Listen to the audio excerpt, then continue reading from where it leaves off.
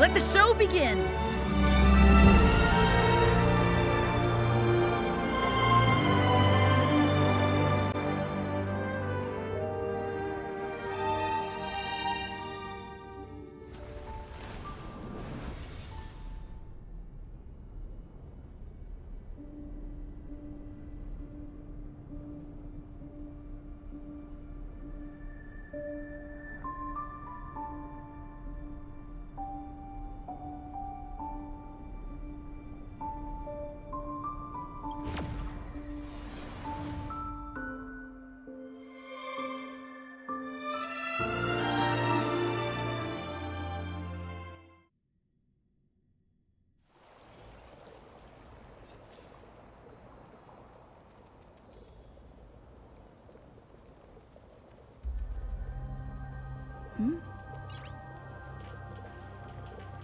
Noise.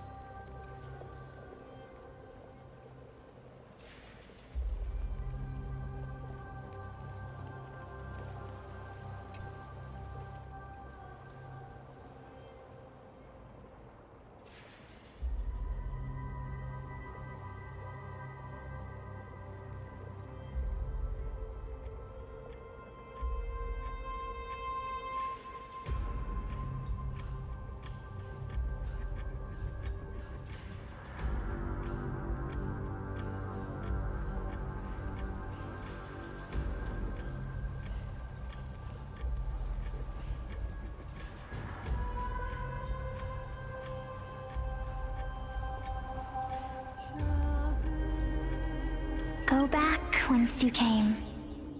Go back.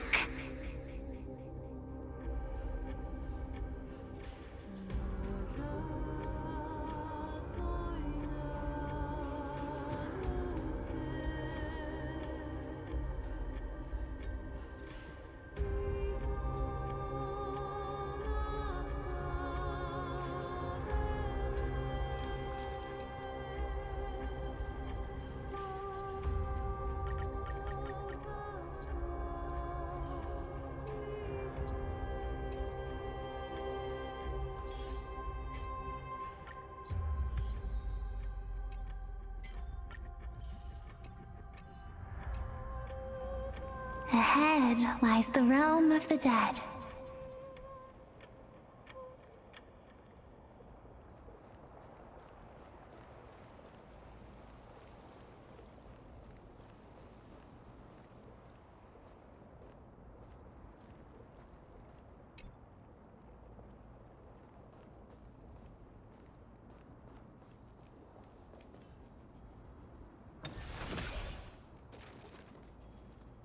What a beautiful butterfly.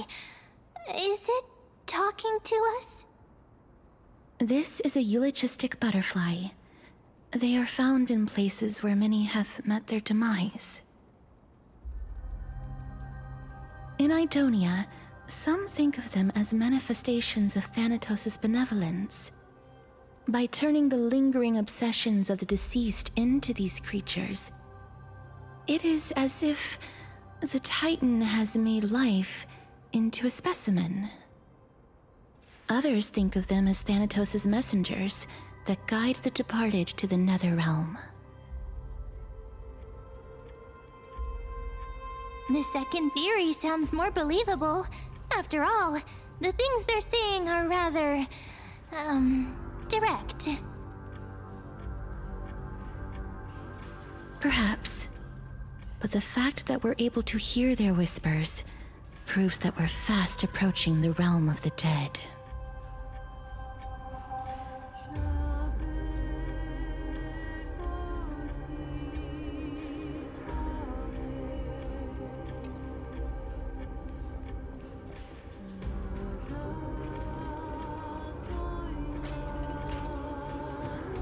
These shadowy figures... are they illusions reflected by the River of Souls?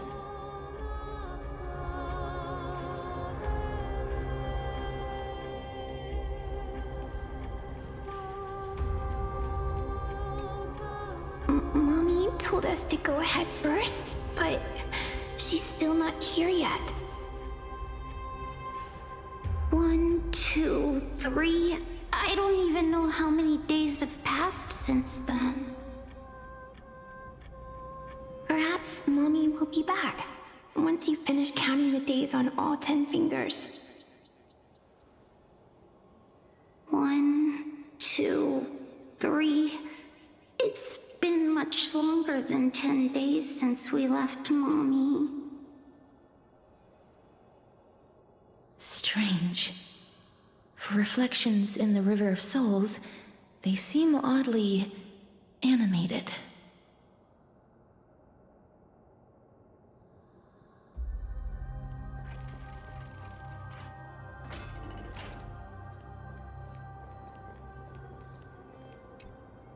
But, Master, did that lady really lie to us? The Centurion personally instructed us to inlay the inscription into his shield. But now she's taken it away. My child, that shield can never be cast, and there's no need for it anymore.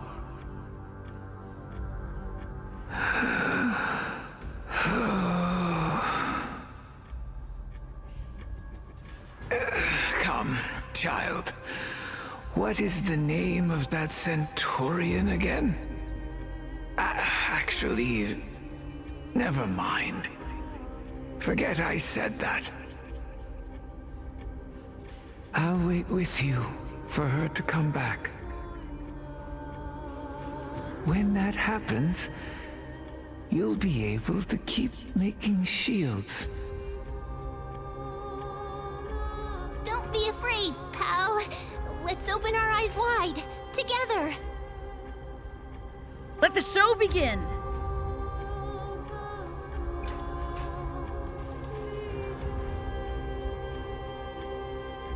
Do you want to buy any fish? Huh? He can see us? Wait. More living people. I'm not selling my fish to living people. You lot are too shameless. Buying fish without paying. If I ever see her again, I will...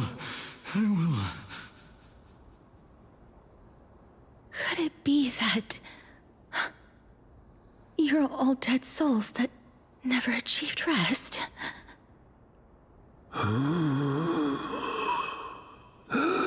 The Nether Realm does not exist.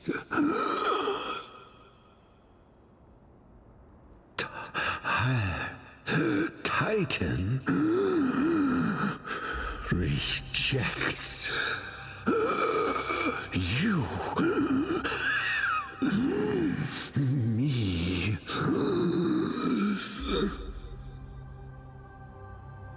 So, do you want to buy any fish? But there aren't any fish nearby.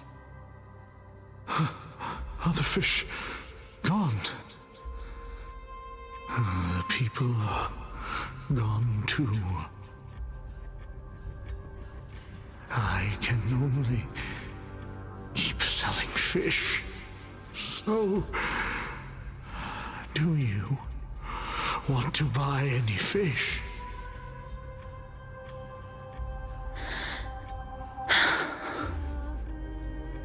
Apologies. I don't have much in the way of savings, but perhaps there's another way for me to release you from your suffering. Please relax. May you fall asleep peacefully amid a gentle field of flowers. This...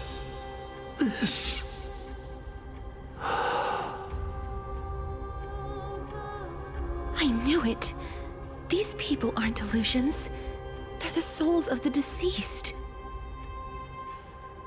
They're supposed to reach the end of the west wind by floating down the river of souls.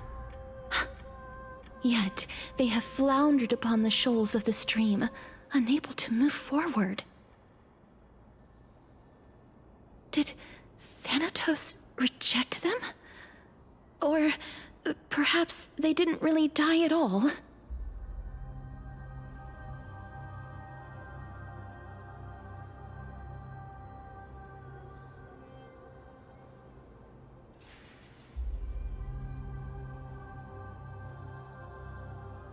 Why are you identifying as a dead person now? Don't give up on yourself! I have no idea. This circumstance is completely unprecedented. Hang on. Didn't he say more living people? So that means he's seen other members of the living apart from us? Could it be that these souls are stuck here due to someone's deceit? If something is done out of goodwill, are you really gonna call it deceit? Goodwill? I can't see anything good out of... Wait a minute. Lady Cypher? That's me.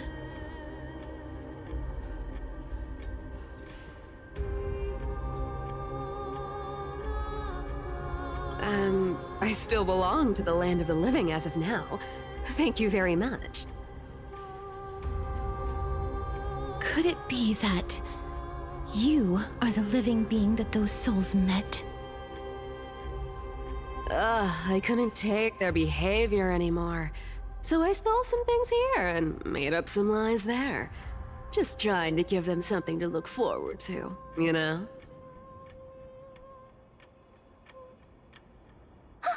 It's because of vile living creatures like you that we're being misunderstood by all of them. What else am I supposed to do? You can see the mess this place is in.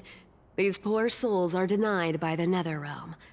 So now they're stuck in a few brief moments of their life, unable to move forward or back. Did you see those two blacksmiths on the way? They've been here for as long as the sun's been around, wailing over and over about casting a shield. Styxia is so freaky. Then why have you come back, Lady Cypher? Hey, I'm not here to aid your adventure. I hate water more than anything else in this world. Especially that stinky river of souls. But, I just discovered some stuff before I left. And I reckon you should know about it. It's about that boy who defied death. I found traces of him here. Lord Mighty? Oh, right! That's his name. Well, now you know. As for whether that info is actually useful, that's for you lot to figure out. So long, Princess Homebody. So long, Grey Mystery. Huh? She disappeared just like that? Lady Cypher has always been a free spirit. In any case, she has brought us some valuable information. If Lord Mighty is also somewhere along the river shoals right now, then he will certainly become our signpost. After all, he's different from those wandering souls. He will find his way, even in the realm of the dead.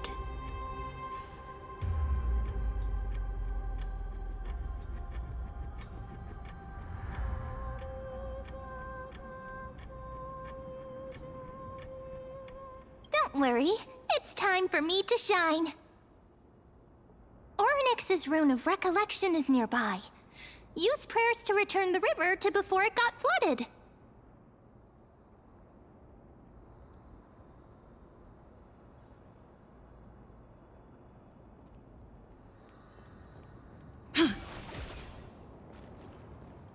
Hey, over here!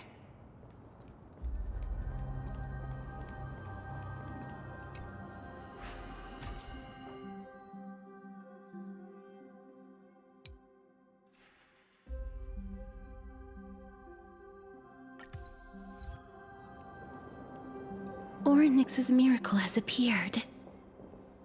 Amazing! It's like we're inside a giant bubble. Even the river got parted.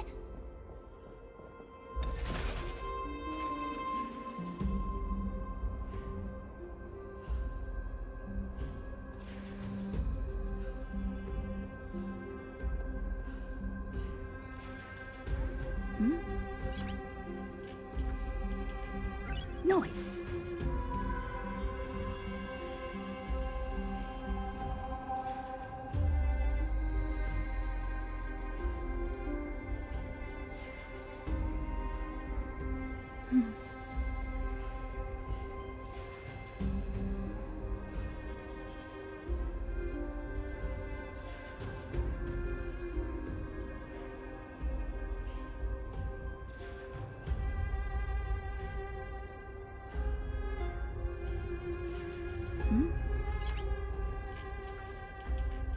Noise.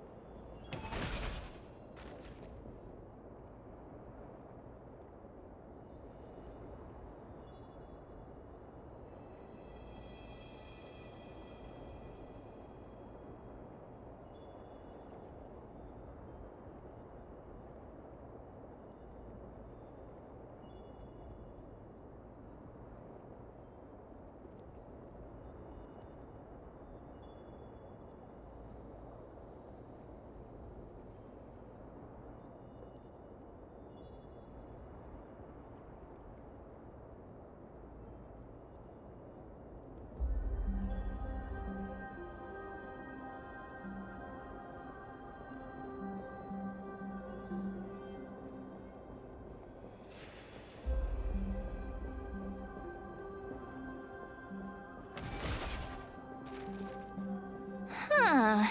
So this path actually didn't exist back then?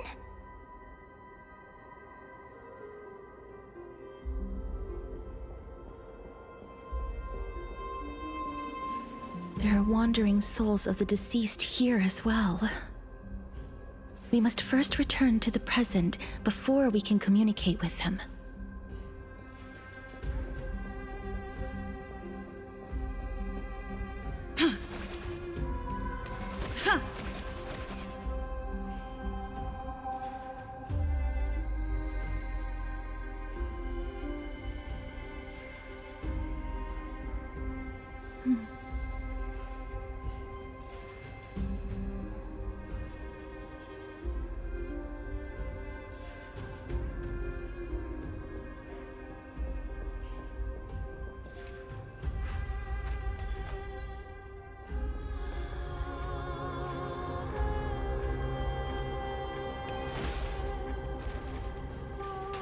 Good morning!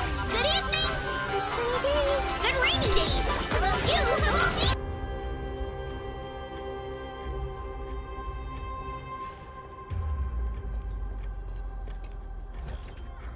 Is that all?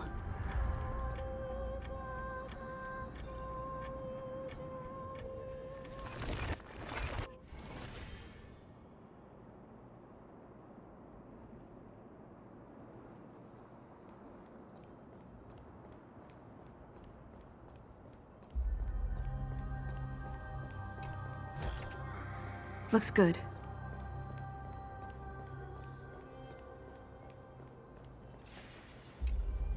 Ah, by the looks of it, you must be the foreign warriors that the Queen had mentioned, right?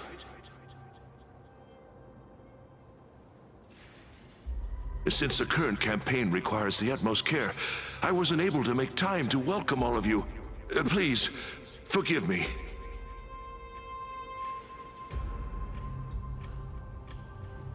Foreign warriors?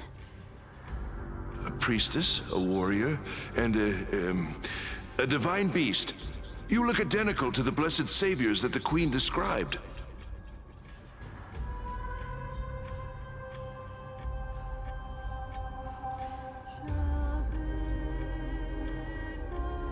A campaign? Who are you campaigning against? Nobody knows, as of now. Of the scouts that went ahead, only one has managed to return. He says that the land ahead is a forbidden land that should not be approached, as it is the doorway between the netherworld and the mortal realm. As for the rest of the scouts, they've completely lost their souls and are decaying by the day.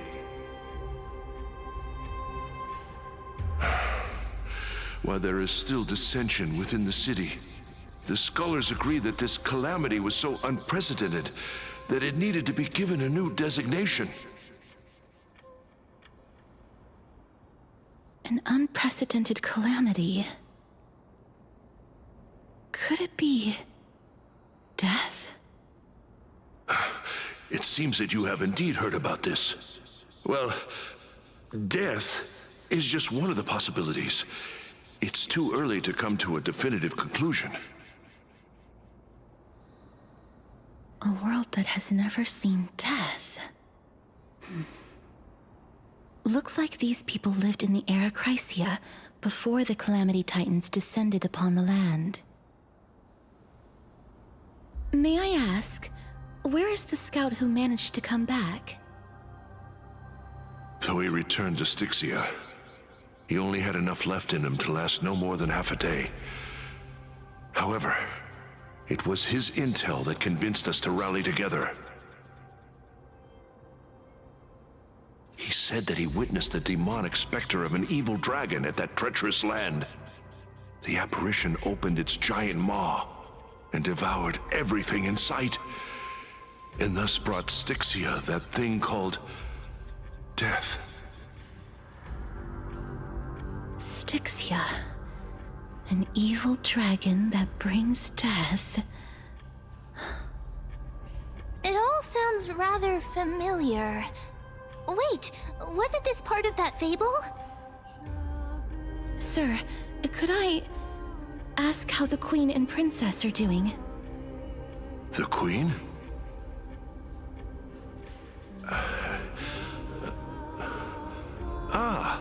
By the looks of it, you must be the foreign warriors that the Queen had mentioned, right?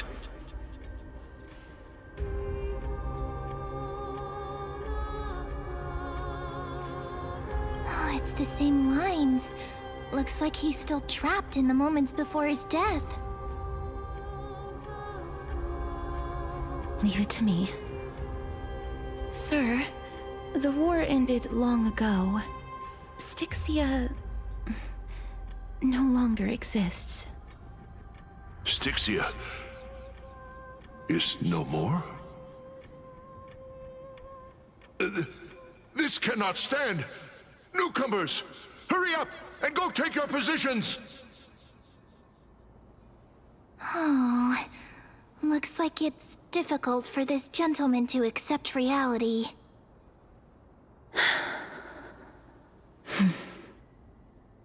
Sir, I am the Maiden of War, sent here by the Queen herself. If you accept my blessing, then today's battle will be smooth sailing. Maiden of War? I've never heard of this. There's little time to waste. Please don't take too long. Don't worry. I'm typically unwilling to prolong such a moment.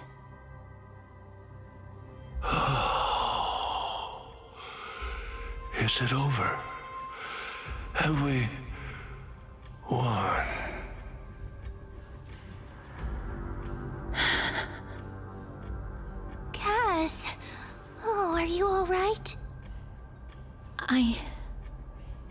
I'm fine. I just didn't expect that I would still have to embalm others, even in the realm of the dead. Is this a remnant of his soul?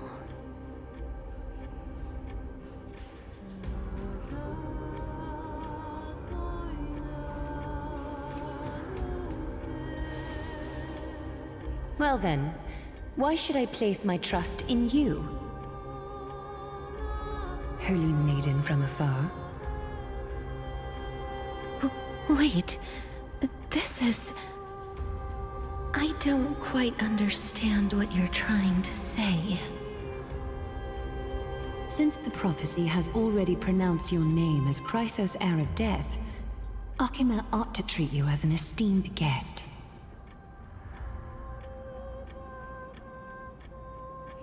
However, you seem to have no intentions of concealing your involvement with the Council of Elders, while most likely being aware of my issues against them. I cannot deny your claim. It was the Council that offered this room to me, and they had only one request. They want the curse of death to be completely subjugated to your will. I was agreeable to that request. But why?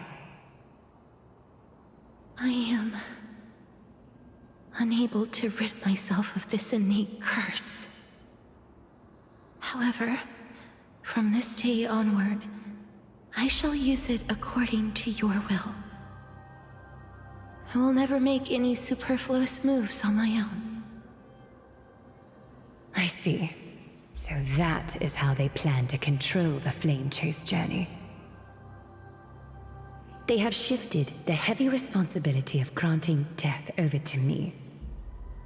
If I ever become obsessed with executing people, they will then have ample reason to terminate the Chrysos heir's journey.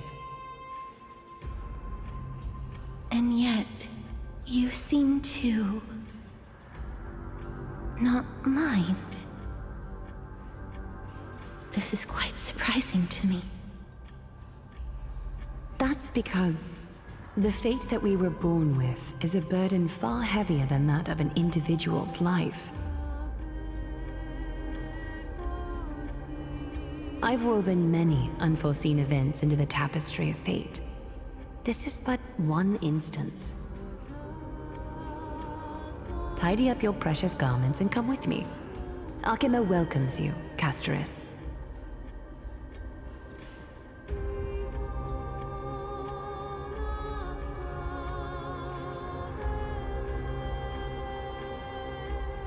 I didn't think we'd find vestiges of memory here. Maybe they've got something to do with Orynyx's rune?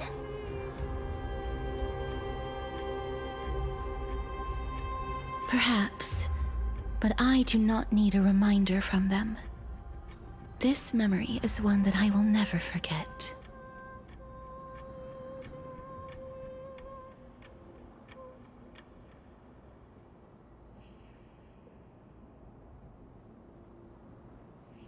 I really want to repay her for that trust.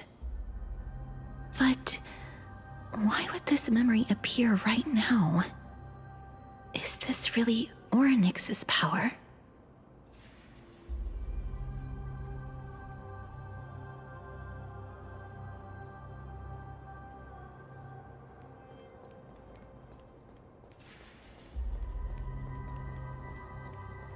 Could these dead monsters actually be...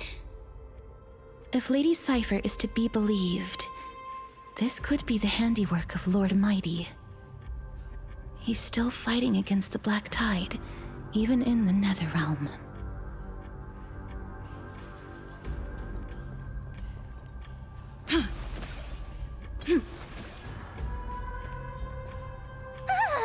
Why are the Black Tide monsters here too? Can they swim in the River of Souls?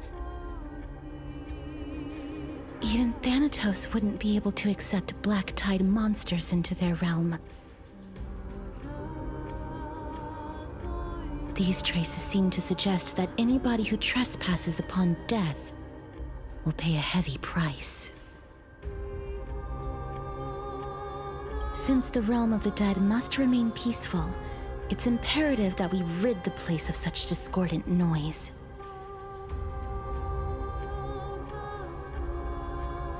Please stay back. Let me deal with these enemies.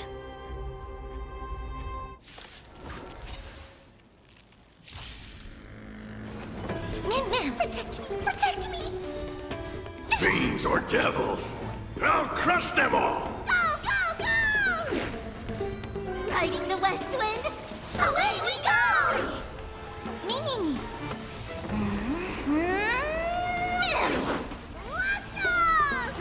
As you wish. Ready? Delivering warmth! Riding the west wind, away we go! Mimi! Wilt here. Reach the end of the story in your own way. The path ahead is blocked by the River of Souls again. In that case, let's go back to the past. This miracle sure is handy. This is yet another aspect of a Titan's divine power.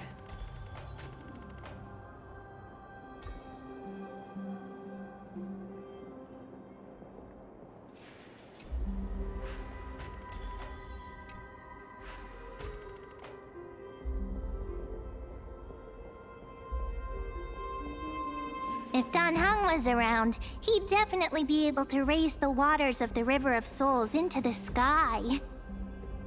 If Lady Hycelens was still alive, I think she might be able to do that too.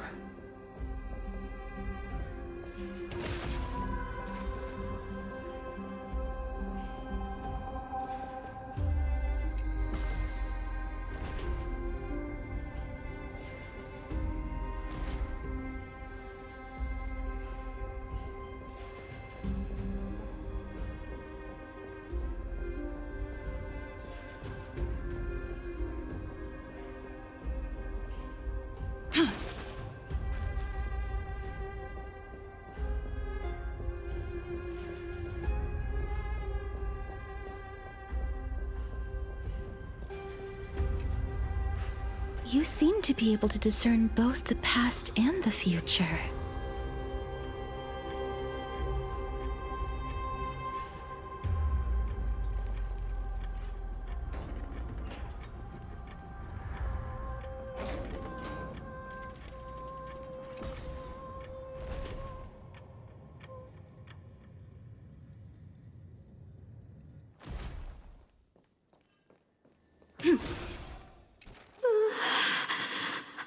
Why isn't there a god yelling in the distance? Indeed, my downtrodden fellow, your sorrow and joy are but means for me to amuse myself.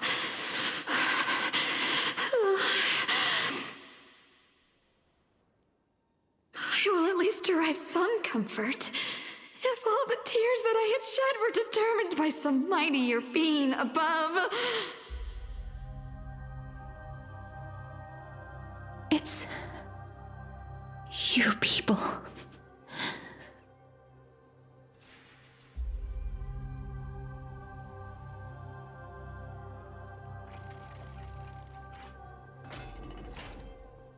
Oh, this place. Must have been a beautiful courtyard in the past.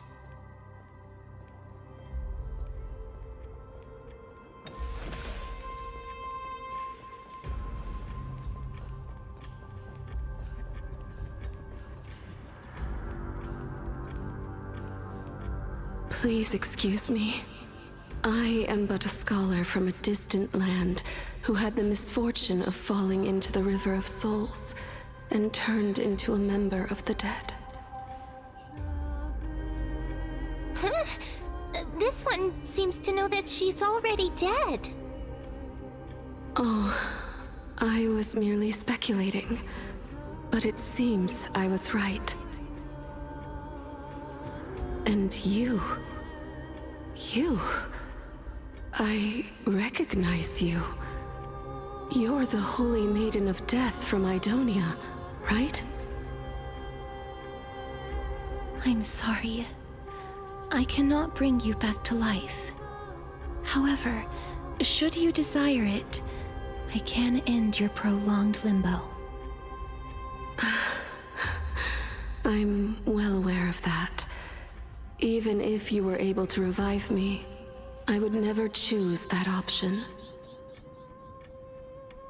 That's because I didn't fall into the River of Souls by accident. Instead, I leaped into it to seek my death. Why? If you could see the life I've led, then you would not reproach me so. My life was far too miserable. But I did not expect things to stay the same even in death. What a joke. In escaping my mortal life, I've entered a millennium of pain instead. Circe's above. What cowards humans are. For we fear both life and death simultaneously. I'm sorry. I am also powerless to answer that question. That's all right, Holy Maiden. At least you are able to respond to me. Please, grant me death. Circe's above. Does this count as thinking till the moment I die?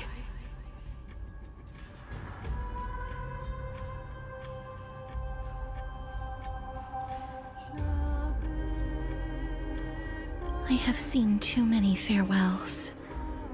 Her distress is quite commonplace. There are those who will end their lives over what seems to be the smallest of worries.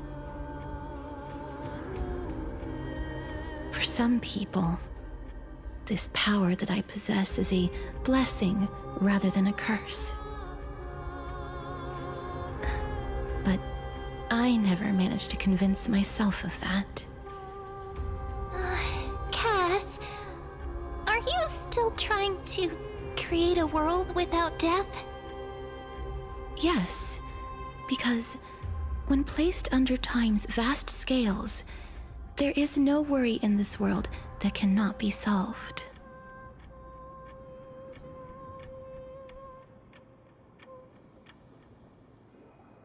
This is a wish that I've held for almost a millennium. My mind might have changed once upon a time if people managed to strike up a friendship with me. But I've never been more firm in my conviction. Now that I've learned about your near-death state, it is my duty to wipe death from the face of this world.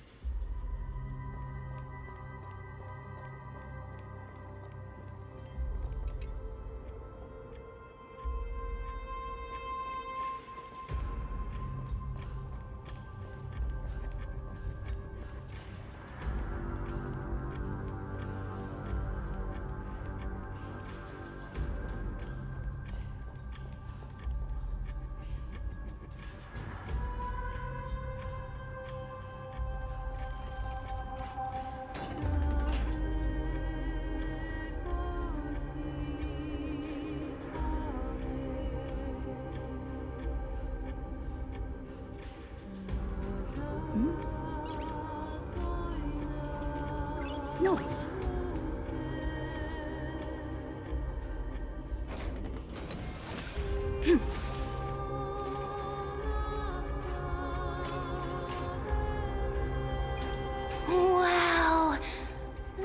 place is so spacious. Is this the kingdom's vault?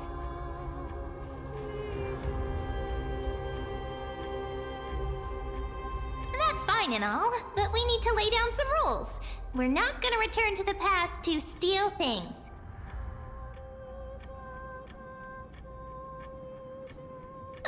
Do we need to enter that doorway to climb even higher?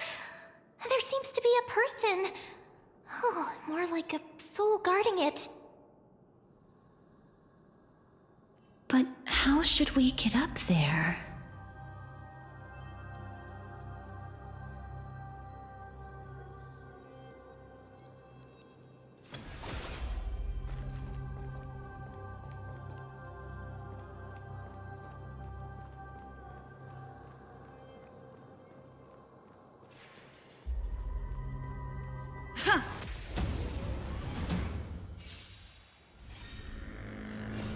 Riding the west wind, away we go!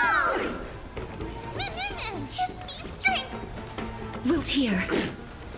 Me. As you wish. Huge news! Embrace a new life.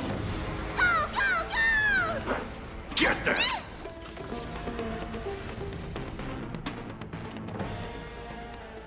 Reach the end of the story. The path is blocked yet again. Oryx's 8 always appears in times like this. How convenient.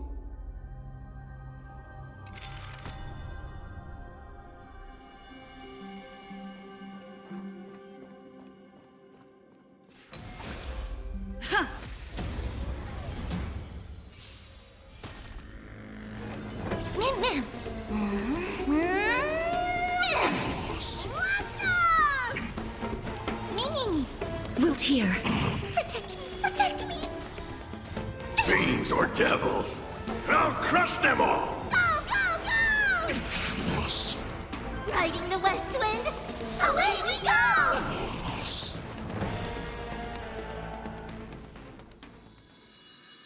Look, there's even a platform lift over there!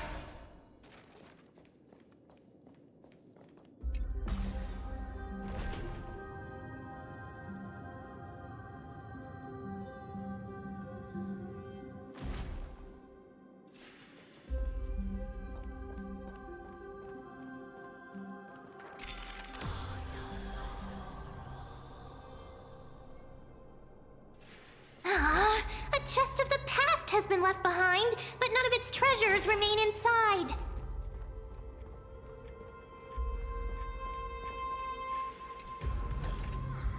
Looks good.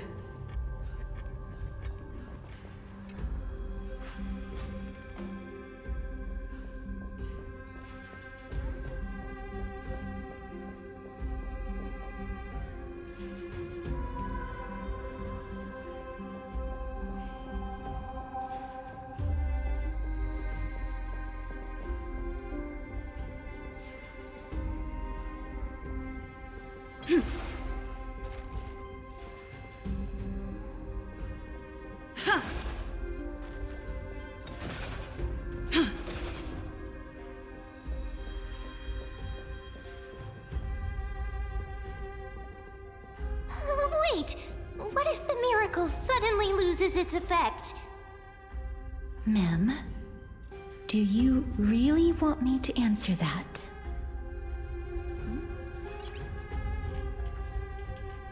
Noise.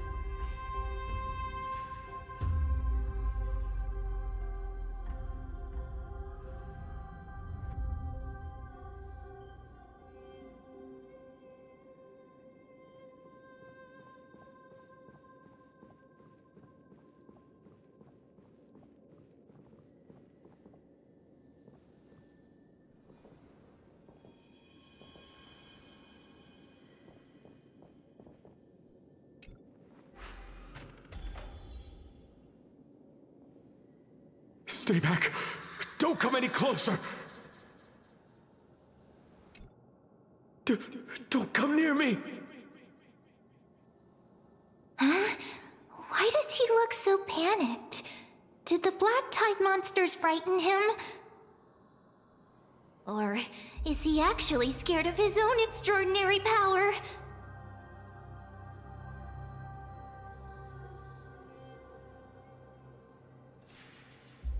There's no need to be alarmed. We're just passing by the area. See? None of us look threatening.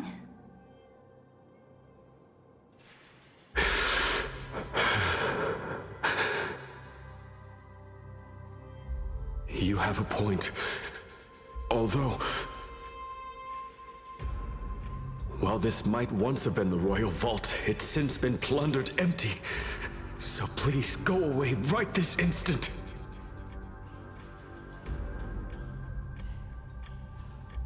You've misunderstood us.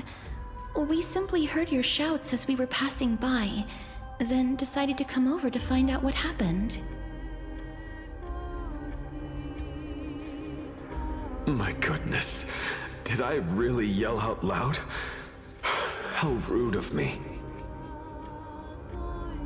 I'm sorry to have bothered you. I merely saw a warrior. While that spirit didn't harm me, his blows really packed a hefty punch. A warrior? Could it be... Wait a minute. You seem to be quite different from him. Are you actually alive? How can you walk around here while alive? It's a long story. We're here to seek an audience with Thanatos. Thanatos? Who's that? Is it possible that he's also living in the era before death descended? Death. Could it be that you are here to defeat the evil dragon Pollux? Pollux? Is that the embodiment of No. Death? According to the warriors under the Centurion's command, that evil dragon has been dead for quite a while. The curse that condemns people to death didn't originate from it.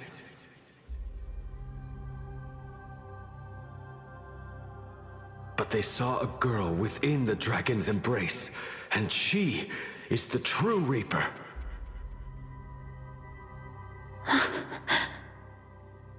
Pray tell, where is that girl right now?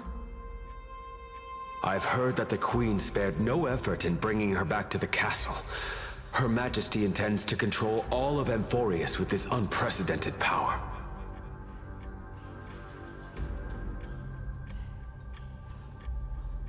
As for whether this rumor is true, well, no one knows. You have my thanks for the invaluable insight that you've given us. Please, treat this touch as a token of my gratitude. You... are you...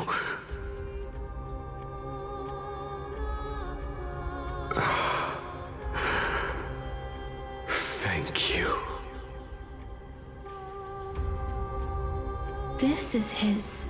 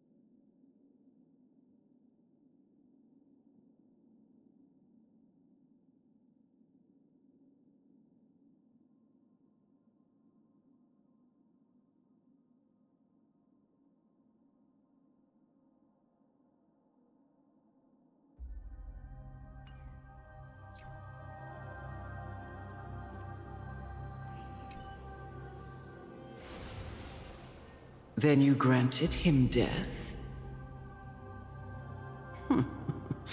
that isn't like you. You would have refused even if I commanded you to do so.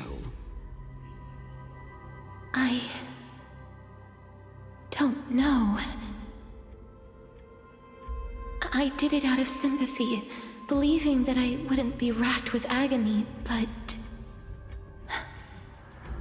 I am still in a state of turmoil. Sympathy? Sympathy for that youth who triumphed in every battle?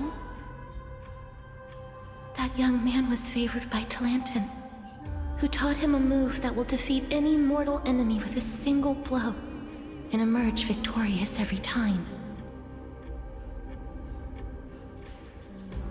He could rely on that move to always achieve victory during Era Chrysia. However, now that death has descended upon the mortal realm, that divine swordplay also means he can send others to death at will. In other words, you feel that he's similar to you? Yes. Since he can never be inferior to others in martial combat, death would be the inevitable outcome every time he strikes. That's why he approached me and pleaded.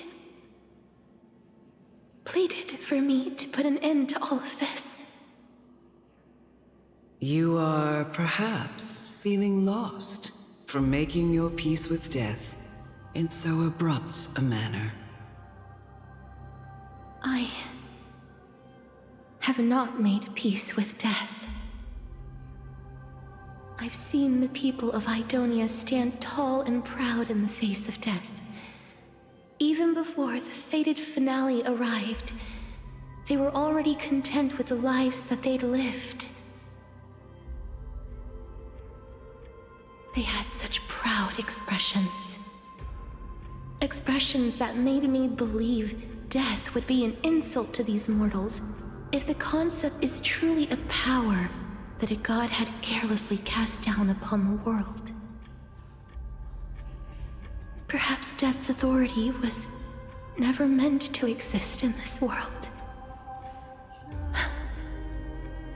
Just like how I shouldn't exist. I won't refute your beliefs for now, but would you be interested in listening to a story of mine? It's a fairy tale from foreign lands, told by the person who brought you to me in that ice field long ago. A tale told by the Queen of Styxia. What? Wait a minute. That means the girl born in the dragon's embrace, the personification of death these souls talked about. That's you, Cass? I've already had an inkling for a while now. But I honestly have no memories of Styxia. My memories only begin after Aminet brought me to Idonia.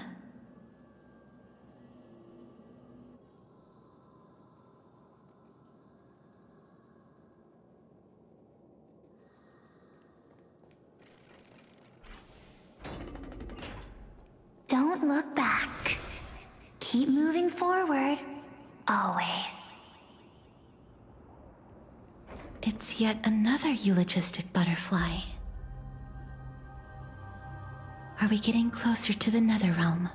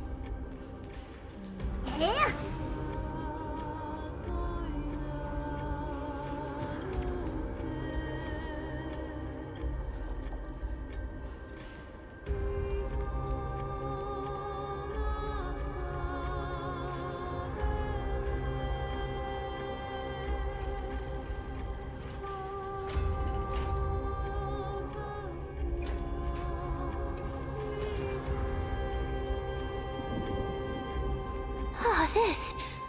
This is...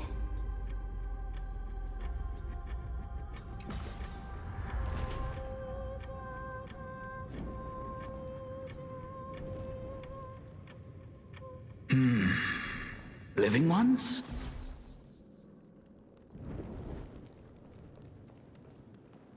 Oh, could you be the scions of Styxia? Did you hear about the great work that I'm doing here, and have thus arrived to give me the last material that I need for transmutation?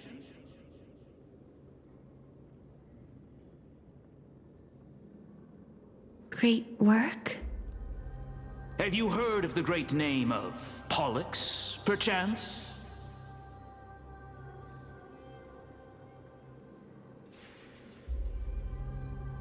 You don't have to describe it like that, miss. You have? Then that's good. During the Age of Myth, a time likely before your birth, I was the unsurpassed zenith of alchemy that none could reach.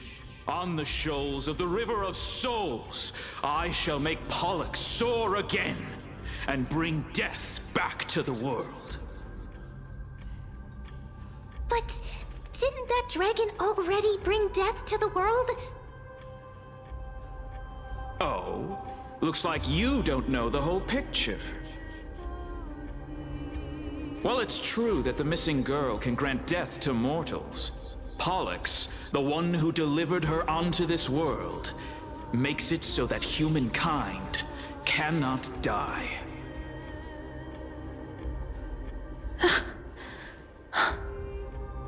So, it's just as I feared.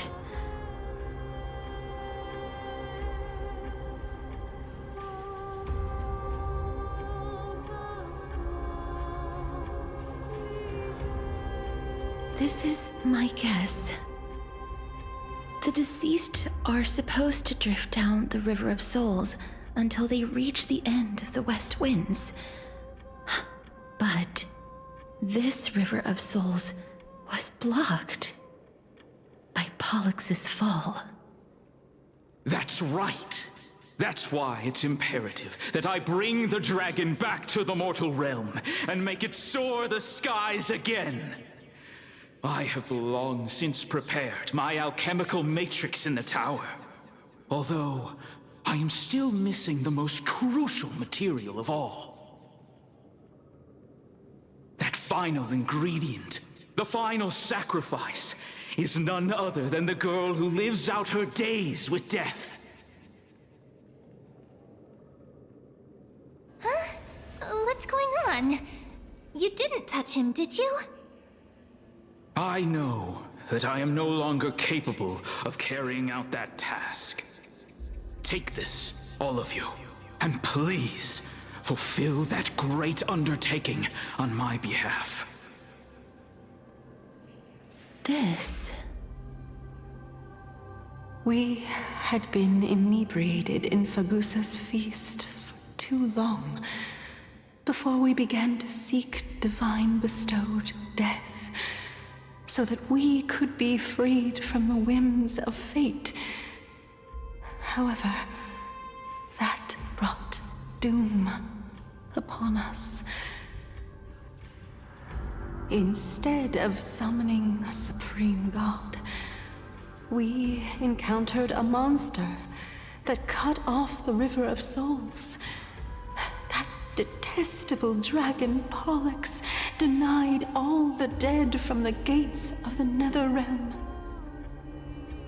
Unable to rest in peace, these departed spirits engulfed Styxia like a roaring tide.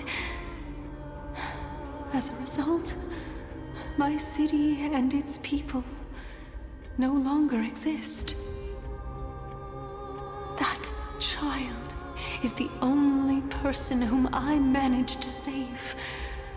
Born within the evil dragon's abdomen, she has possessed the talent of death since her birth. She must have been granted to us by the gods as a chance for us to atone for our sins.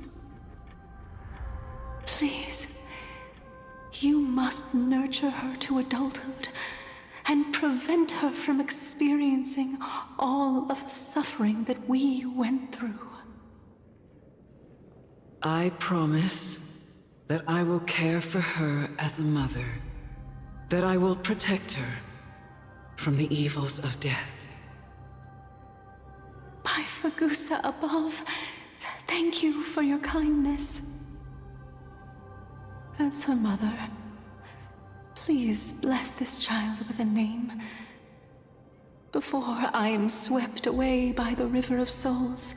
Please, let me know how I should address her in my next life.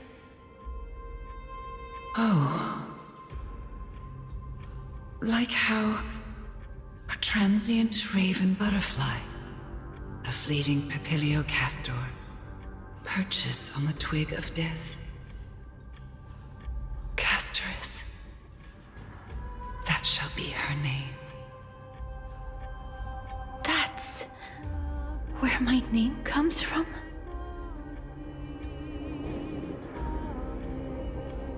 The sound's back. What is making that ruckus?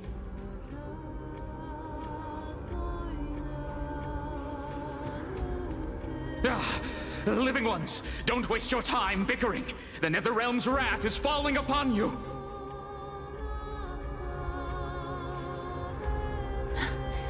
Black Tide Creations. When did they... Miss, please fight them with caution.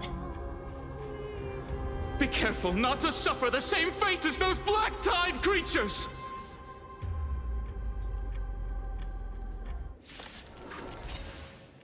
Everyone, hide behind me! Protect me! Wilt here. Me. As you wish.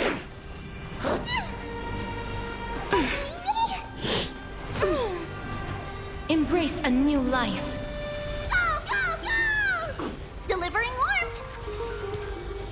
Riding the west wind, away we go! Oh, there's so many of them. How are we holding up? May death protect us! Here. Our souls.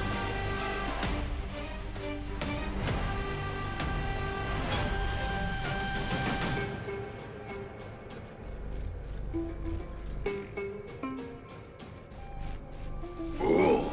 You can't get them! For the Feast of Strife.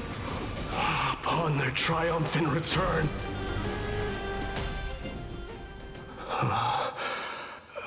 You? Lord Mighty?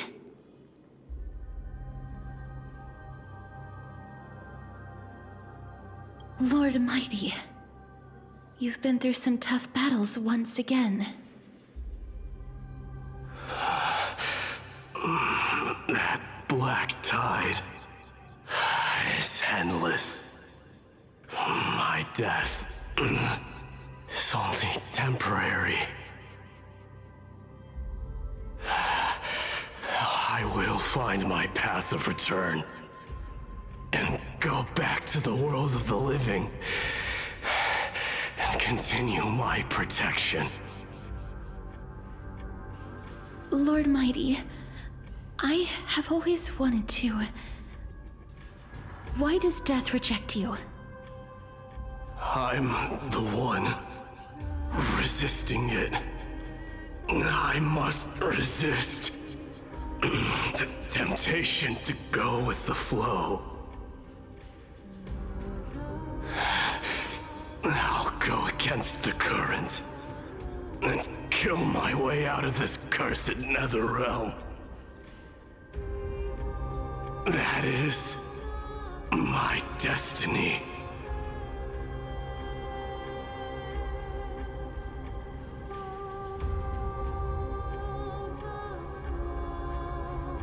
It seems like he's completely focused on resisting the temptation of the dead's whispers. He's working hard every minute to deny death. It seems his battlefield is not limited to the world of the living. Lord Mighty, are you willing to travel with us? We're headed for the Matrix inside that tower, to summon Thanatos from their prolonged concealment.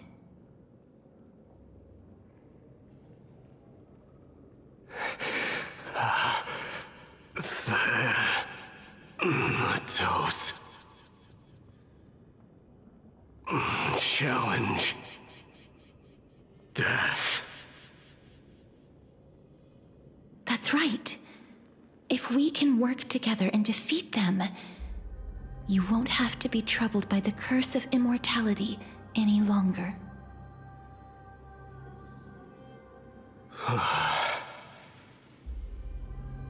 Let's go together, Castorice. Let the person who has brushed against death countless times guide your way. Cass, are you sure you want to do this? The alchemist said he wanted you to be a sacrifice. I'm not afraid. There's no reason for us to turn back anymore. Rather than standing still, taking action is by far the better option. Perhaps fate might take pity on us today and show some compassion.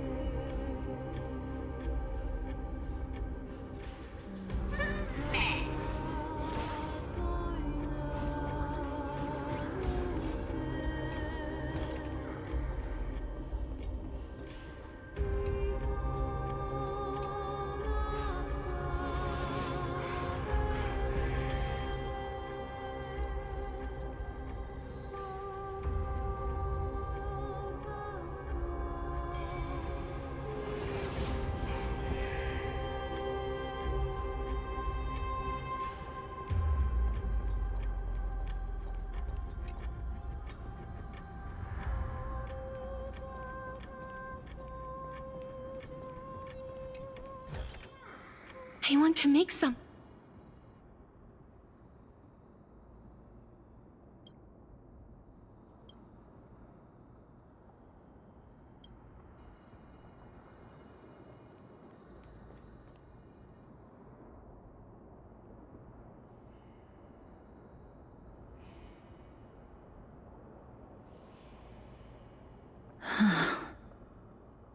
This is going to be difficult.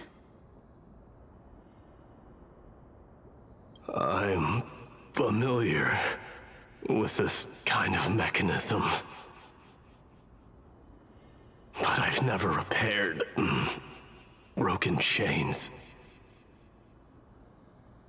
If I was more powerful, I would be able to carry one person with each limb and fly the four of us to the other side.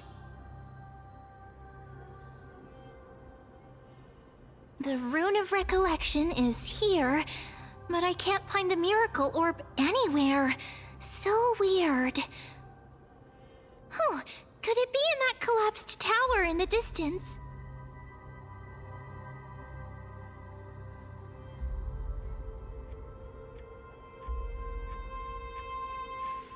That sounds so weird. Forget it. Just leave it to me.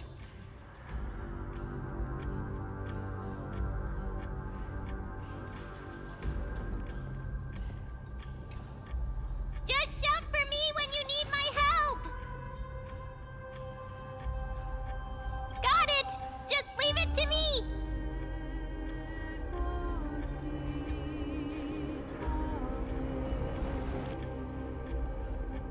Mem did it. The pink squirrel is very smart. Why am I a squirrel now? The miracle's range is limited. Please come a little closer. Aren't I a good fit for Orynyx's priest? Of course. You're the most competent priest ever.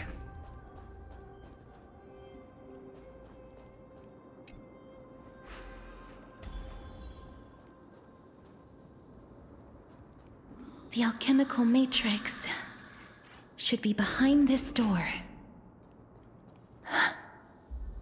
Is that...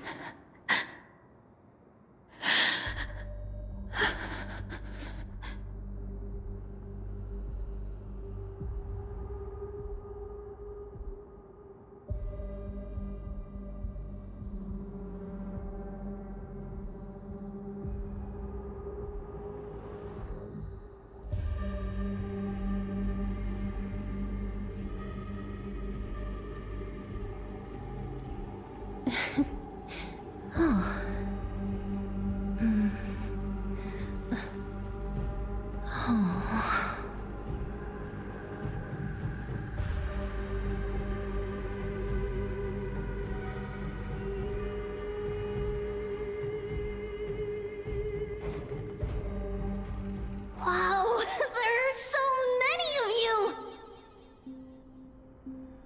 It's little Cass and little Gray. Oh, there's also little D and the pink puppy! Trian? Aren't you...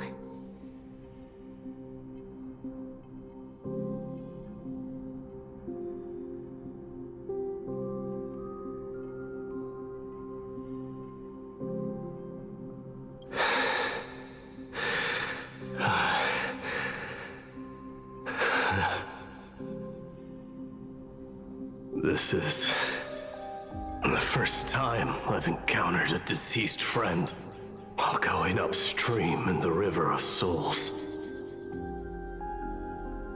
It really works like this. Just like the other departed spirits we've encountered along the way. I'm also unable to sense the aura of the living on Lady Trian.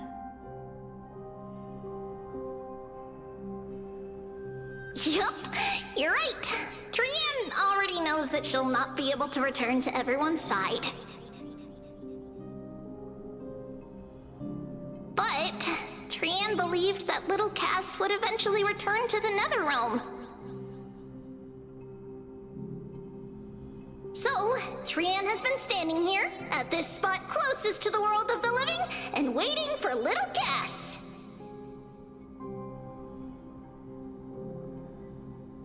Oh. It must have been very tough for you. But according to what Trian said, we're almost at the entrance of the Nether Realm. Trian promised Trevi and Trinan that when little Cass got here, Trian would get the gift ready and be the first person to run over and welcome you.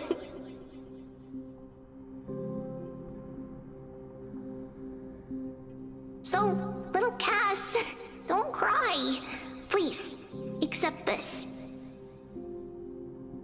We finally finished it! This is what Lady Treeby once mentioned. The gift for me that you didn't manage to finish. The Holy Maiden of Janus. Even when separated by life and death, their thoughts are still connected. Trian spent a lot of time drawing this. Trian hopes that little Cass likes it. Seriously? It's seriously a wonderful drawing. Lady Trian.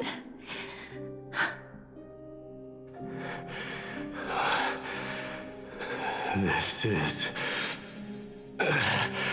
our flame chase journey. Little Cass, we don't know what your journey was like before. Trevi has always said that it must have been a very harsh and frightening journey.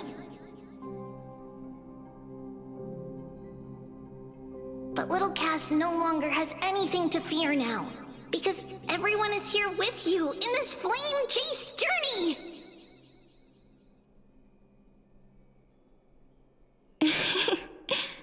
That's right. Only now, when I see Lady Trian's gift, do I realize that I've already obtained so many things I would never have dared to dream of since I embarked on the flame chase journey. It's the first time I've gained so many companions. The first time I picked up the hobbies of crafting and photography. The first time I had dinner with someone else. The first time I went to the market to buy the Chimera doll I'd liked for a very long time and hugged it to sleep. The first time I wore a dress personally made by Lady Aglaia. The first time I went for a walk with Lady Treeby, Lady Trian, and Lady Trinan. The first time I enjoyed the night breeze and looked up at the stars with Miss Hyacinth. The first time I took care of Dromesis with the Trailblazer. Looking back at all these experiences I never thought were possible, it feels as though the scales of my life had shrunk from centuries and decades down to minutes and seconds. And all of them are so precious.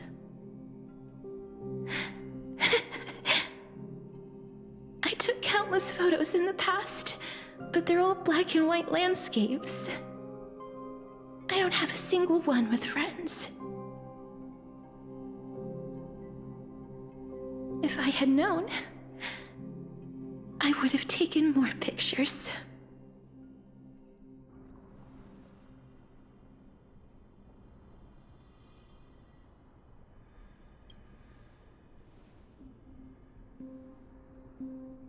Trian says yes! Trian likes little Cass and would love to take a picture with little Cass. Sadly, being departed souls, our images cannot be captured in the world of the living.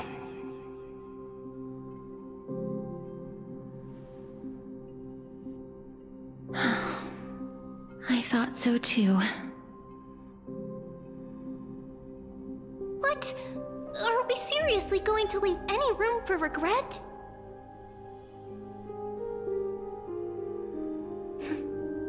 There won't be any regrets. This vivid drawing surpasses any photograph from the world of the living.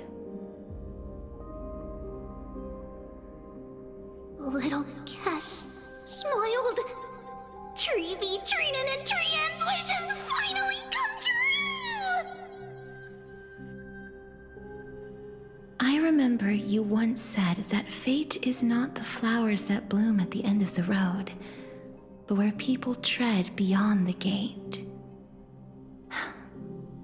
Now, the path that belongs to me is about to reach the end. Thank you for bringing me the final key. Key? Little Cass, why are you talking in riddles all of a sudden? I have a feeling that soon, this gift of yours will become the key to saving Mrs. Life. Wow, that's amazing! Then keep smiling and carry on bravely! Little Cass, Little Gray, everyone, see you tomorrow!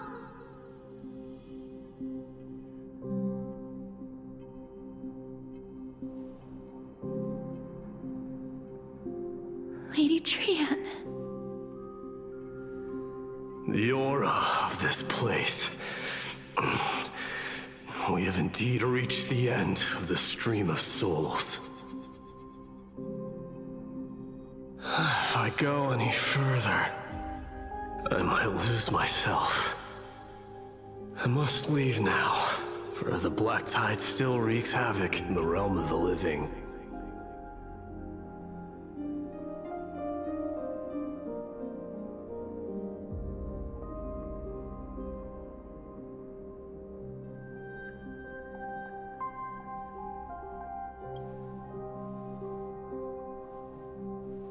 I seek not to enter the door to the nether realm.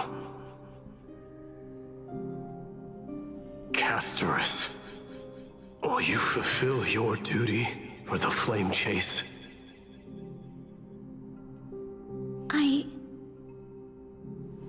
I have yet to make my decision, Lord Mighty.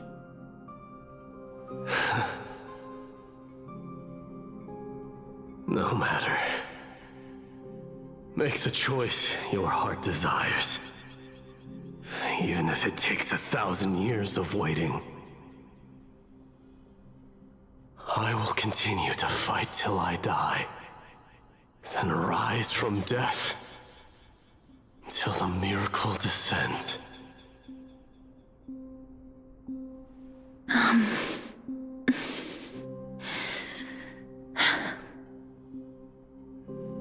There is one more thing you should know, Lord Mighty.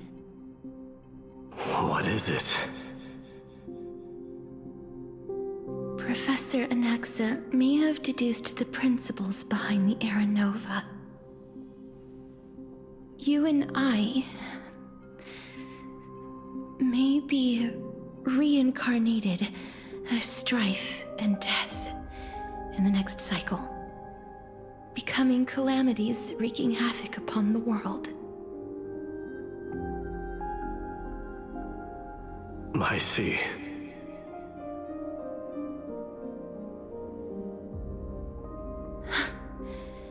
Is that all? Are you going to accept such a fate without complaints?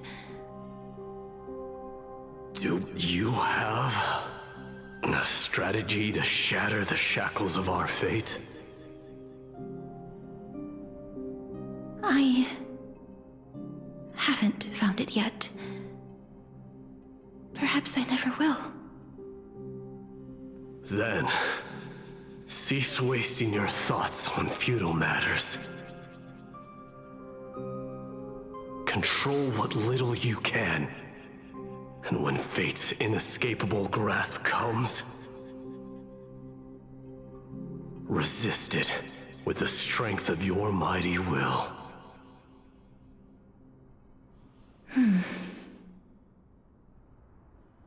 Thank you, Lord Mighty. I will find the right decision.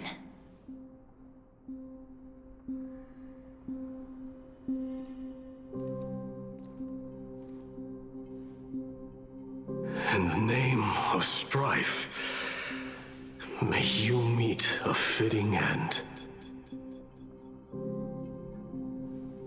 This must be the alchemical matrix the spirit mentioned. Let's see.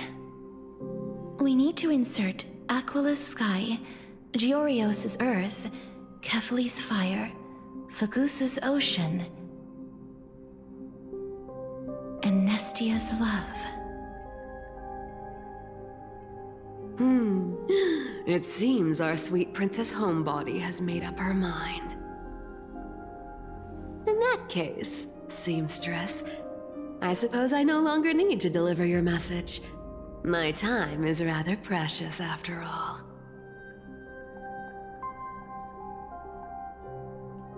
Whether you wish to break free from death or not, please, follow your heart. By the promise you once made, I ask that you fulfill your duty one final time. Castorice, please, live as a human, and die as one. According to that alchemist, the final piece is supposed to be me. However, he is not privy to the past, and therefore cannot see the full picture. The past? I saw the twins of death in Kephales's memory, and now I am certain that I was one of them. The trial of the Hand of Shadow demanded taking the life of your family. I died during that trial, falling before the gate to the new world. And my sister, whom I never met, became the Titan Thanatos of this cycle. She was consumed with regret over my death, so she used the Titan's authority to reforge my soul. Yet, it also means she has never revealed herself to anyone, hidden away from the entire world. That's because the Titan she became already fell at the start of everything. They died for me, and now lie in slumber in the River of Souls. You mean Pollux? That's right. The River of Souls is no material river. It cannot be blocked by ordinary means. Only a divine corpse can prevent the dead from reaching the next world.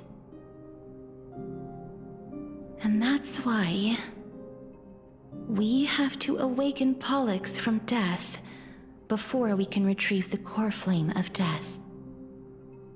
We have to reforge its body with the power of alchemy. But Cass, if that alchemist speaks the truth, does that mean you're also part of the dragon body? According to those departed spirits, I was indeed born as the dragon's twin. But before we talk about that, have you heard the sighs?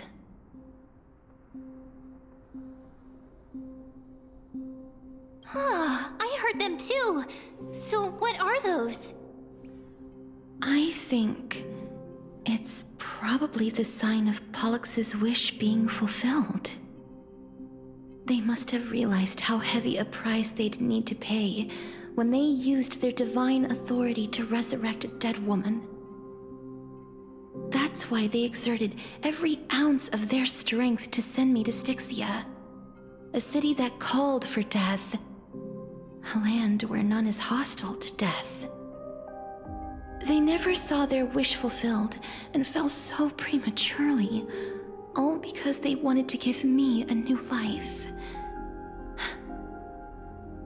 Pollux must really want to know how their sister has been after giving their all to save her. That wish is the reason Pollux's soul still lingers in the mortal realm even after their fall, quietly watching and documenting every detail of their sister's life. So instead of picking up objects on the way here, we were instead showing things to a strand of yearning that lingers here. Now, we must weave these yearnings together and restore them into Pollux's complete soul. but all of of this is just a hypothesis, right? What if we go through with the ritual and it turns out totally different?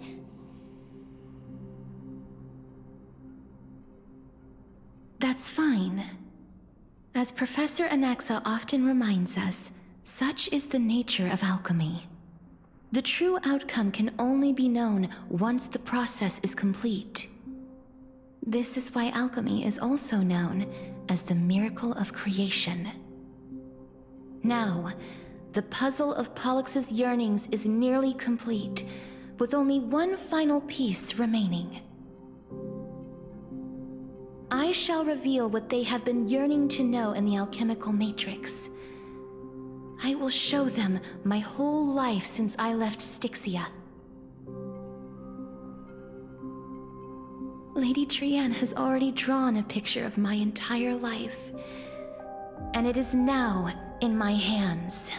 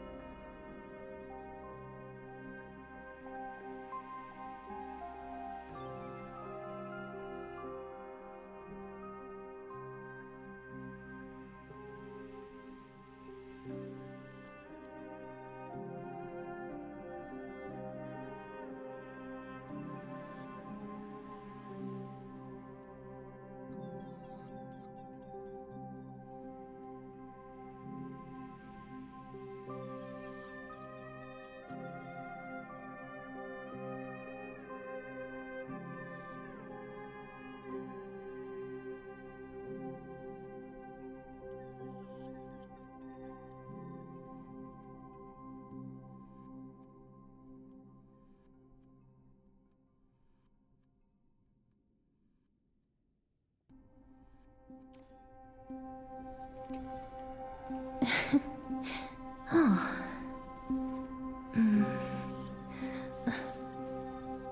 Oh.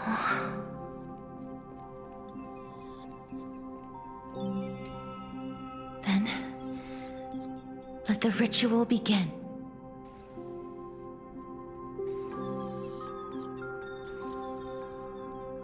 And now, the objective is complete. That is all. Such is what Professor Anaxa always says after preparing for an alchemical ritual. And now... Pollux, I shall lift you from the river of souls and reforge your soul. Perhaps you will be disturbed by this, and your body may become horrifying to behold. But if even the slightest trace of your soul remains, the soul that once ferried me to this side of the shore, then please, look at me. I wish to thank you in person. I have obtained everything you sacrificed your divinity for. Lady Holonette. Did she recognize you? Oh, she must be the first soul we can communicate with here, right? I'm afraid she is just another spirit trapped here, like the rest of them. The only difference is that I was there when she died. Please, go on. I'm listening. Are you about to tell the story of Styxia?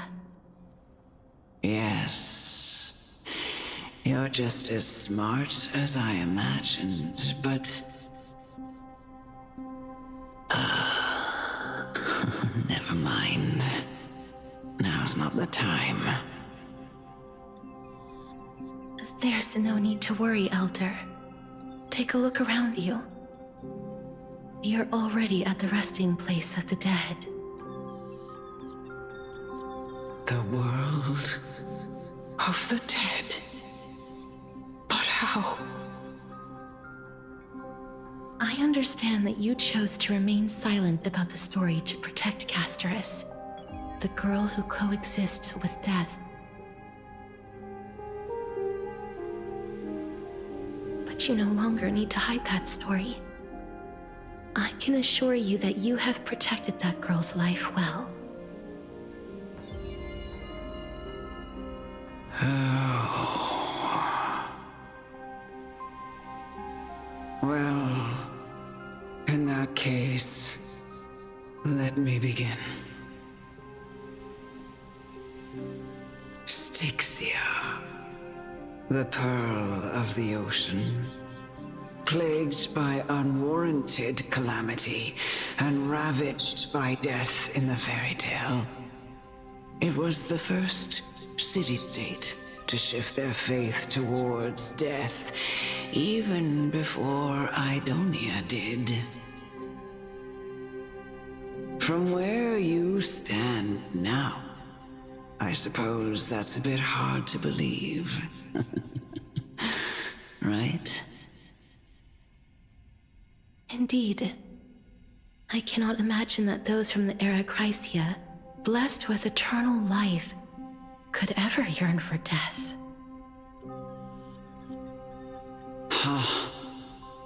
I have pondered the same question, child. But I am afraid there is no clear answer to it. Journeys and epics are only glorious and magnificent because all things eventually fade to dust. That's how someone once explained to me why death is necessary to the world. But I still can't take that as the final answer. Would a world without journeys and epics be worse off?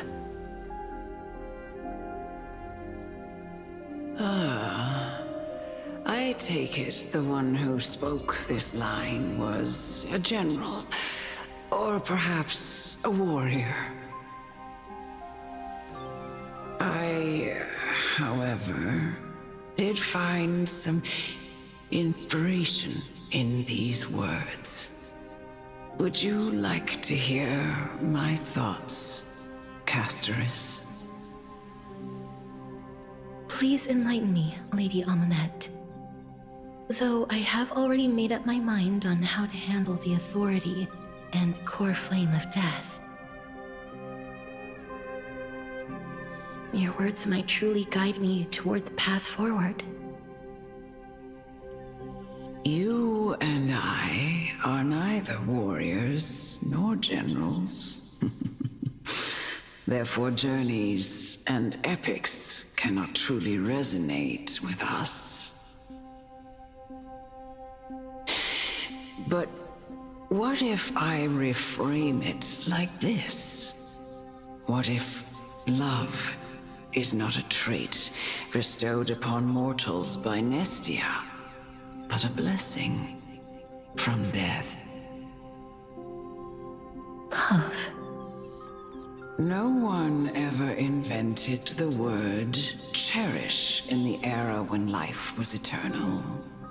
For all the good things in the world can be revisited endlessly, and every bond formed carried no risk of being severed. The so-called era Chrysia was an age devoid of both virtue and sin. People did not truly live. They simply existed, going through the motions without passion or purpose, then waiting for something to happen. Perhaps the people of Styxia chose to embrace death not out of fascination with its cruel and fearsome side, but instead became fixated and obsessed with the impulses and desires tied to a finite existence. Therefore, death is not a thing of fear and desperation, but... That's right, Castorice. It is the reason we shed tears when parting ways, and also the original spark that ignited the passion of mortals. If you truly intend to deprive the world of death, then be prepared to witness it return to a state of stagnation. I understand, Lady Amunet. Our limited lifespan shapes all that we know and love. Not even the Death Titan has the right to take that away from humankind again. Nestia's love was the chrysalis of Gold's first blessing, but it most likely wasn't understood by mankind. We only learned to interpret this wonderful gift after Thanatos' arrival. If the world was bereft of death, then the Queen of Styxia wouldn't have played midwife in delivering me into this world. You wouldn't have welcomed me into Idonia, and Aglaya would never have invited me to join the Flame Chase journey. None of these stories would ever have happened. And I would never have lived, let alone found happiness. Thank you, Mother. I will use all the love I've experienced in this long life to complete the final miracle. My teacher, Anaxagoras, grant me the wisdom of all things. I call upon thee, the stripped dead dragon's corpse.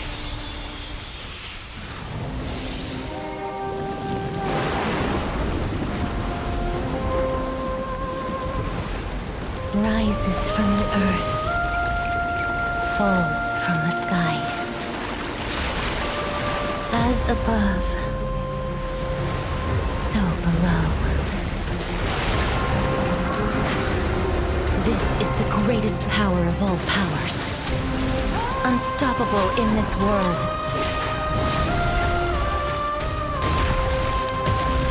The great work that commands all death. I shall grant you embrace.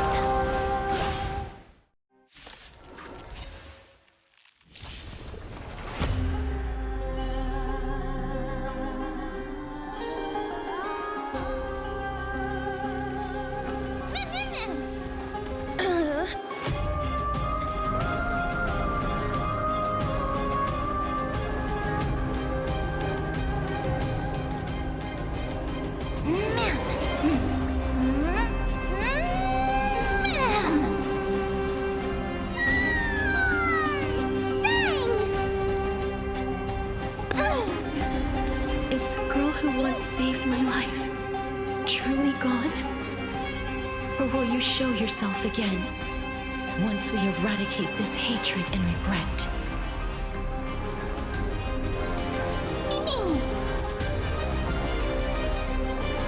Wilt hear.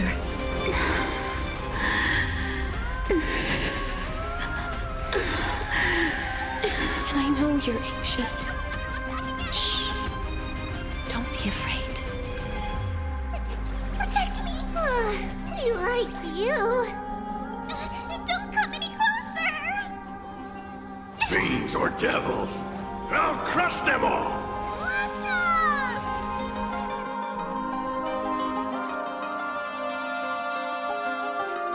Delivering warmth!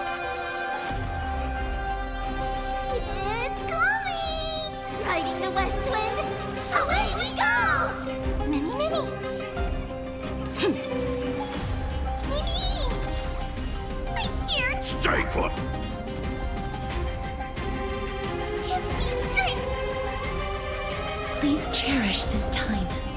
a new life. Go, go, go! Darkness with me.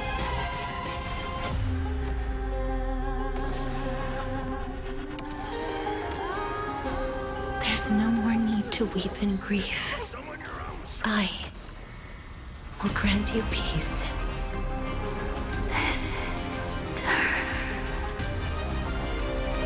Yes, it's me. I'm back.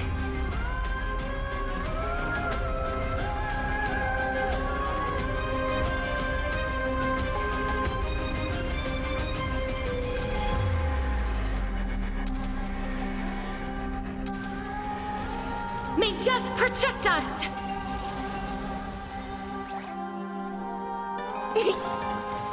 I'm gonna hold everyone back again! Get them!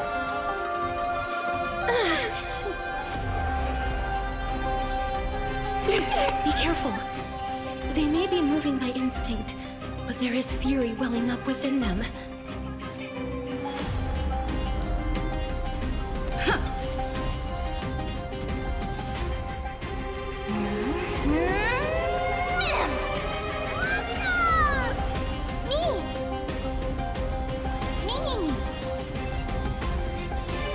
Embrace a new life. Return to dust. Don't come any closer! Fiends or devils, I'll crush them all! Go, go, go! Please, don't turn back to the Nether Realm.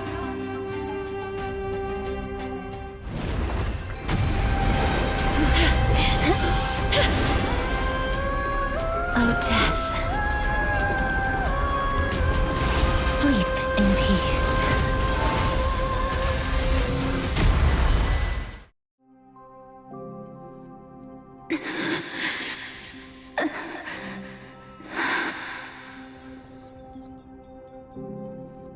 I'm sorry I have to wake you up from ancient death. And I know you're anxious.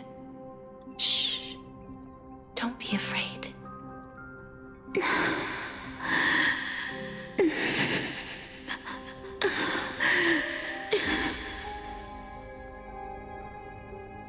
Do you remember me?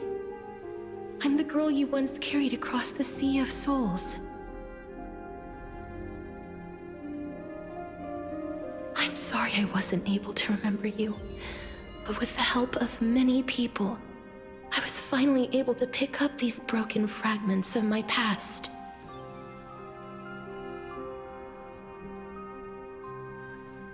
I'm back, Pollux.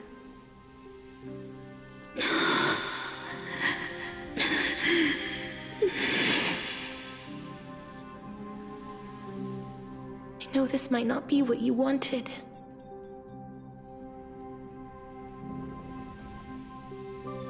But I have to do this.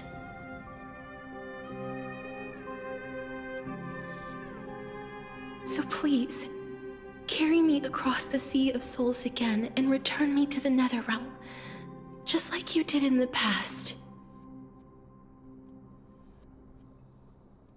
Please take me to where the core flame of death rests.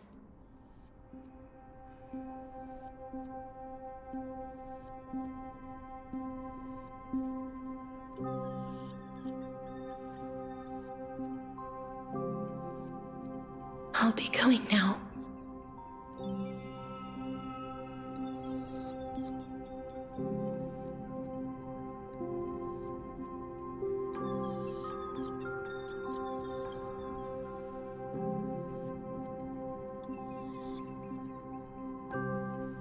They may look scary, but as long as...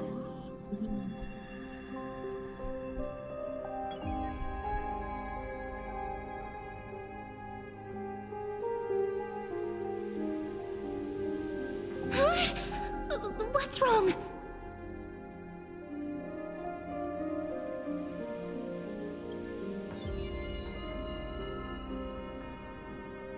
Are you...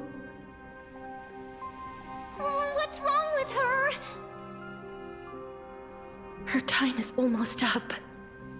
If I don't go now, I'm afraid her soul will return to Thanatos' embrace before me. What? Oh no! Is there anything we can do? Don't worry.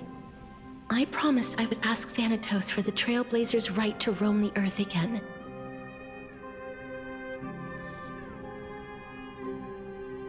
Mem, stay here and keep a close watch until I return, all right?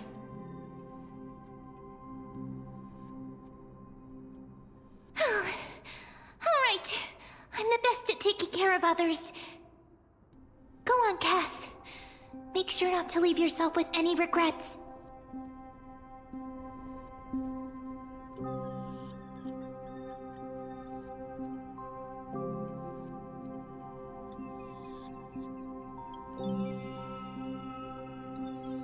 That's not funny! It's a deal then.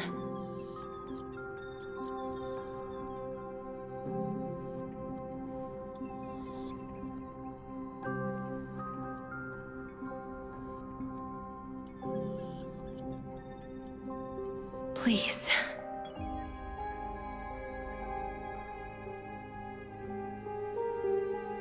Wait for me.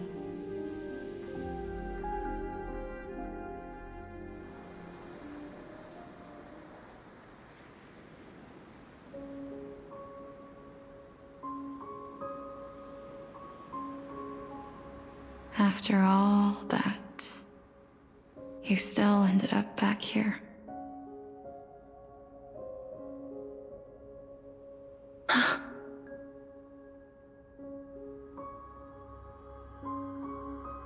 So the legends were true. The Netherrealm really is a sea of flowers. Yes. Just like the flower fields we tended to back then. Is that you, Styxia? Do you remember me? I don't have the memories from that time, but I've seen you before during an experiment.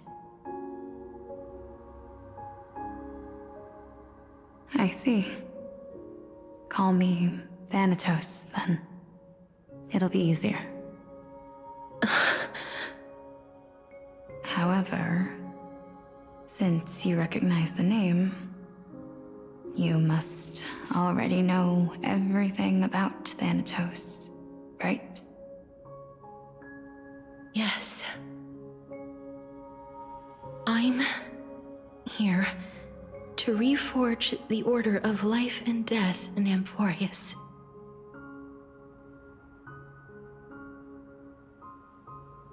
You know, my sister was a sympathetic, but rather sensitive person. Whenever she didn't want to say what was on her mind, she would avoid eye contact and look off into the distance. Just like what you are doing now. Can you tell me about the last Era Nova? What did you do, Styxia?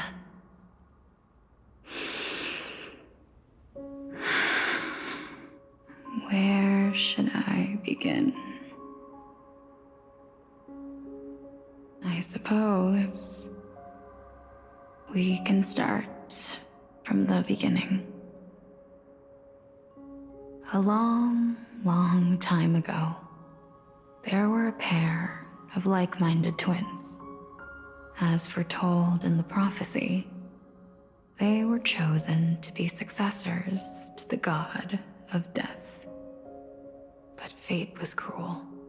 The price of attaining divinity was to take the life of a family member with our own hands. that trial was indeed recorded in that memory. Then you should already know that my sister voluntarily gave up her own life, so that I could ascend as the demigod of death. But I couldn't accept that. Why did we have to kill each other for a future she'd never see herself? That's not fair. So, while weaving the laws of the new world, I shattered the forbidden bottom line for life and death.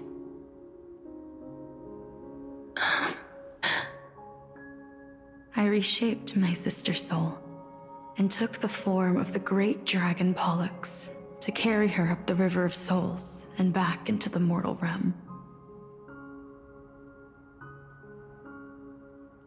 But our fates were already decided, and manifested in unexpected ways in response to my futile actions.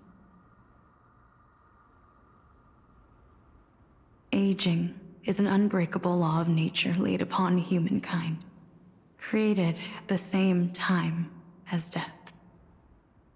When the living die, their souls will meet Thanatos, who would determine where every soul goes.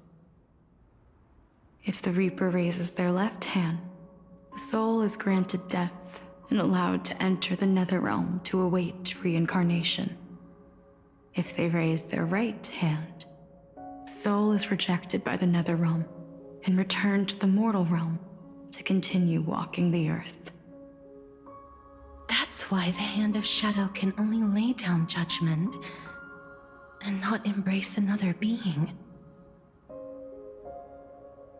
Yes. Death was originally a pair of hands, but they were split in twain when we reached the mortal realm, never to touch each other ever again. The half of Thanatos that represents life, the undying human who grants death, that was the curse I forced upon you. Then, what about you? As the half of Thanatos representing death, I shoulder the fate of defying death. I died the moment I entered the world of the living. From then on, my Titan also no longer existed in this world. The cycle of life and death stopped. Souls were denied their audience with death, and were left stranded within an ever-rising river of the dead. What irony. My selfish desire to save your life gave you and the world a fate far worse than death instead. Then, what was left of my reason was left behind in the Netherrealm, where I've been taking care of these flowers day after day, until there is now a sea of them, all while mulling over the subject of life, death, parting, and enduring an endless loneliness.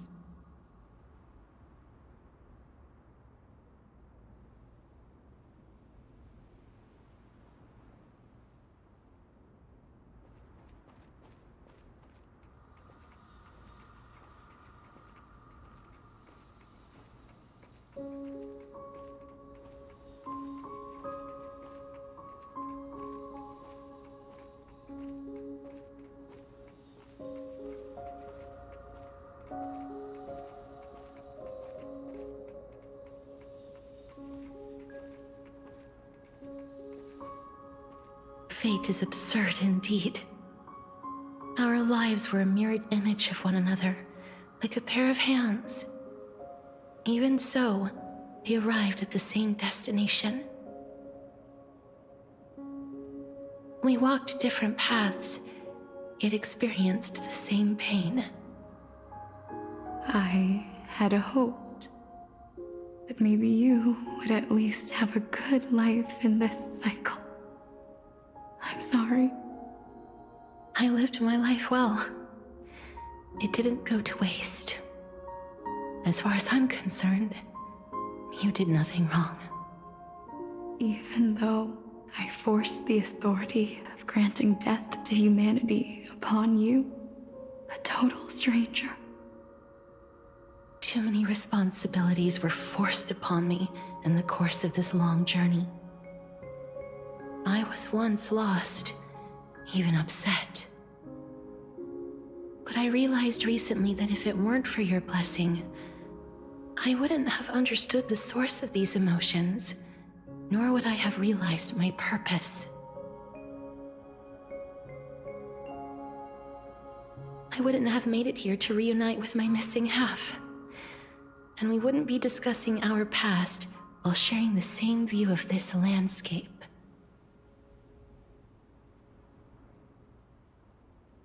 I wouldn't have understood the meaning of our existence. The meaning of our existence. This sea of flowers blooms on dead land, 'cause we sowed it with the seeds of our separation and watered it with our tears of loneliness.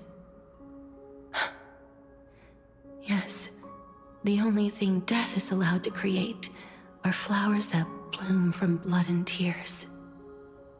That's why Thanatos cannot create living beings at will, nor can the Hand of Shadow determine a person's remaining days. Because the life and death of mortals should never be dictated by another's will. Are you saying there's no point in Thanatos' existence? No. No single being can bear the scales of life and death on their own, not even a god. Life and death weigh equally heavy. We both know that now, don't we? You, too, must have had a difficult life. We've taken quite the ridiculous journey together, haven't we? I had a feeling, even back then, that we would meet again one day. Not to embrace one another after a long separation, but to come in search of retribution. Tell me the answer that's already been written. And let us draw this seemingly endless fate to a close.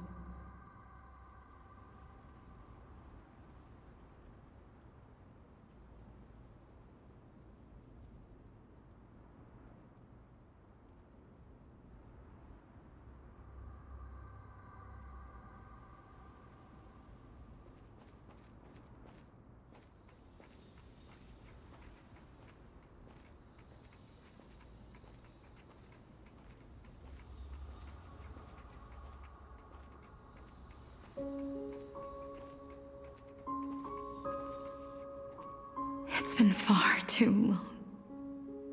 I've waited here for centuries, watching day after day as desperate spirits are denied by this lonely wasteland.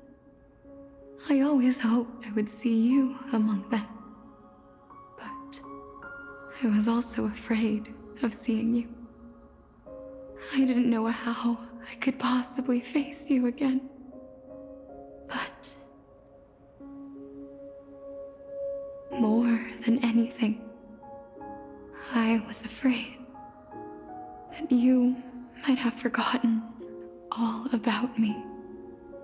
I know. But don't you see, Pelixia? I made it back anyway. You don't have to shoulder death's authority on your own anymore. It was always meant to be held in two hands anyway.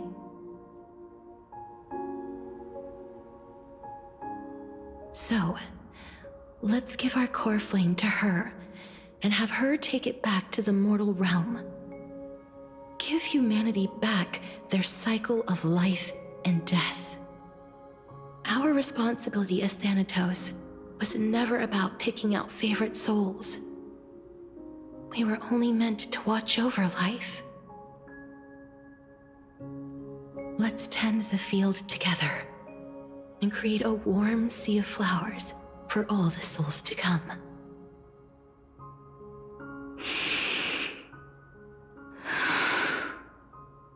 What do you think, Pelixia?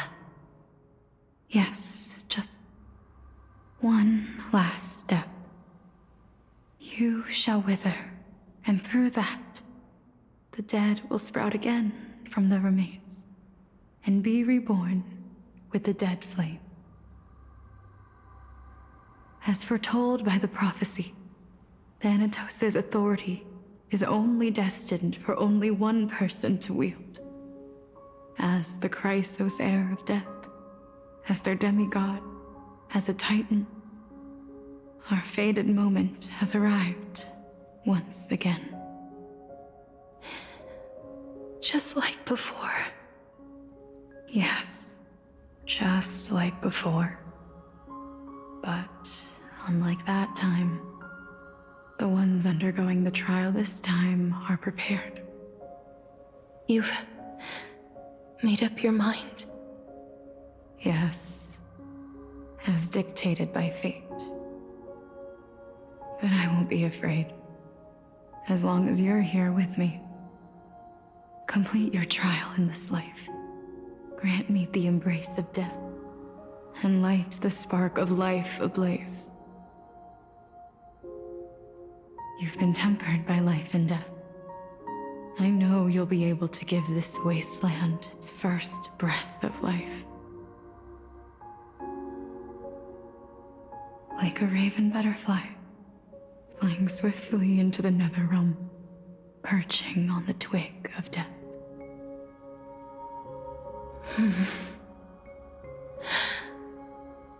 I will. After this, I will remain permanently in the Netherrealm.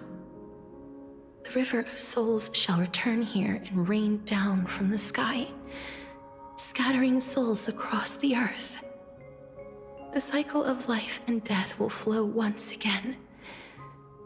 This sea of flowers you sowed shall bear countless joyous or sorrowful souls, and bloom evermore.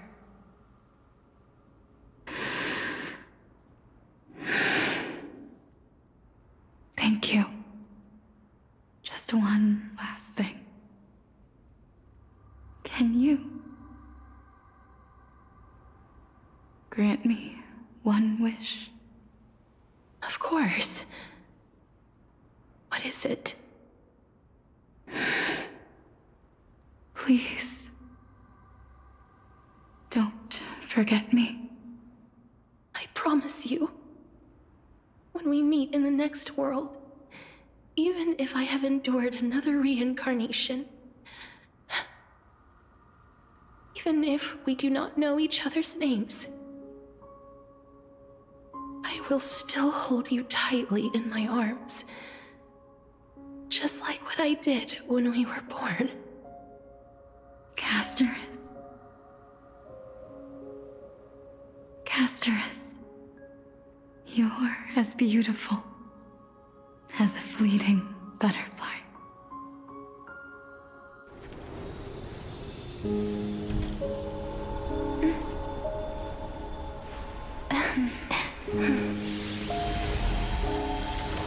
I will bring rest to death. And from now on, stagnant life will once again flow.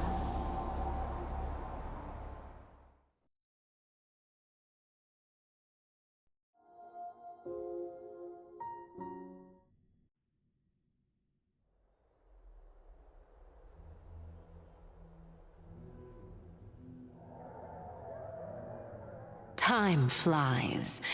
In the blink of an eye, the 15th entry hour is already at hand. When this farce is over, your soul will be placed on the scales of life and death. Are you ready? No need to ask so many times. Of course I am. Then why do you drag your feet? Is your fear of crowds holding you back again? I simply find them too noisy. Paying attention to conceited fools like them would be an utter waste of my time. Such harsh words. As I see it, you are no less arrogant than they are. I couldn't agree more. Oh.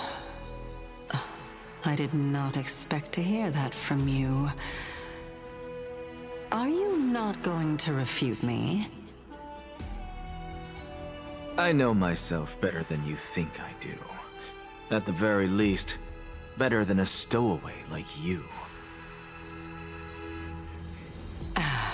And they say men whose ends are nigh have but kind words. Well, that is exactly why I chose you. Should I thank you for the compliment? The hour of the trial has come. Do you have an answer for me? And how will you prove the veracity of your argument? I suppose there is no point in putting this off any longer. Do you recall where we stopped the last time? You were saying that Amphorius's history is cyclical. Indeed. The demigods that bear the core flames eventually become the new titans at the world's end. Remember what happened on the Holy Mountain? Calypso, Naias. As their destined ends approached, one by one they left this world, leaving only the twins, who are fated to succeed death. Unfortunately, while their journey is consistent with ours, you and Calypso, as well as Nicodor and Naias, act as supporting evidence. I can only come up with a rough sketch for my theory of a cyclical history. For all the pains I took to reach this point, I had already lost hope of ever obtaining definitive proof. After all, the past is in the past. Proving that we are the legacies of heroes of the past is a hopeless endeavor. That is, until I met a girl named Styxia and her sister. If Castorice was truly sent from the past to the present for the Titan's self-serving reasons, then having lived through 2 cycles, and with Styxia as the pivot, she will no doubt be the link to connect all of this together. If the Twins of Death can bridge 2 cycles to reunite at the shores of the Sea of Souls, then my hypothesis will no longer be just a hypothesis. And you too will get the answer to your question. Well, that is all well and good, but how can you be so sure?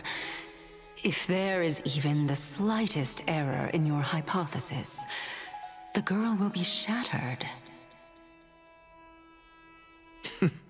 It matters not.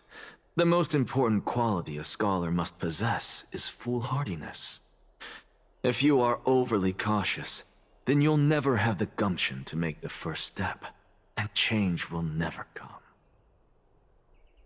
Besides, I, Anaxagoras, am destined to overturn this farcical world.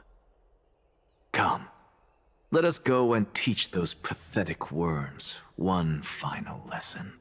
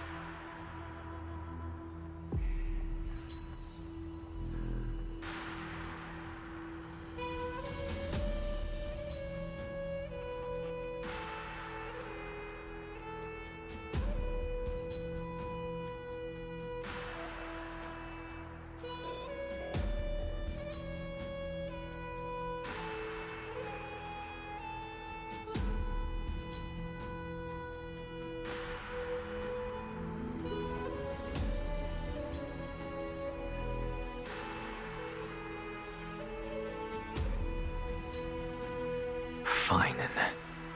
So they are leaving the final debate to him.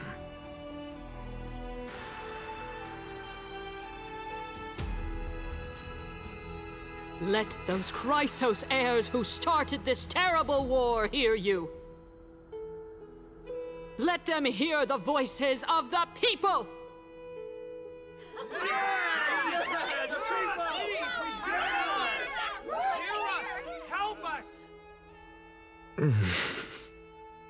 As always, that woman knows how to stir up a crowd. Professor Anaxa, I thought you'd pass on this. Everyone must cast their vote, or this assembly would serve no purpose. Prof, do you truly think it's wise to entrust the fate of the world to an assembly like this? Akama has stood strong under this system for 1,000 years. It stands to reason that there is purpose in its existence. But that is not what you're asking, is it? What you really want to know is Aglaia making the right decision in entrusting the fate of the world to you? Nothing ever escapes you. I didn't spend all those years teaching you for nothing. Most people only take 4 years to graduate, if I recall.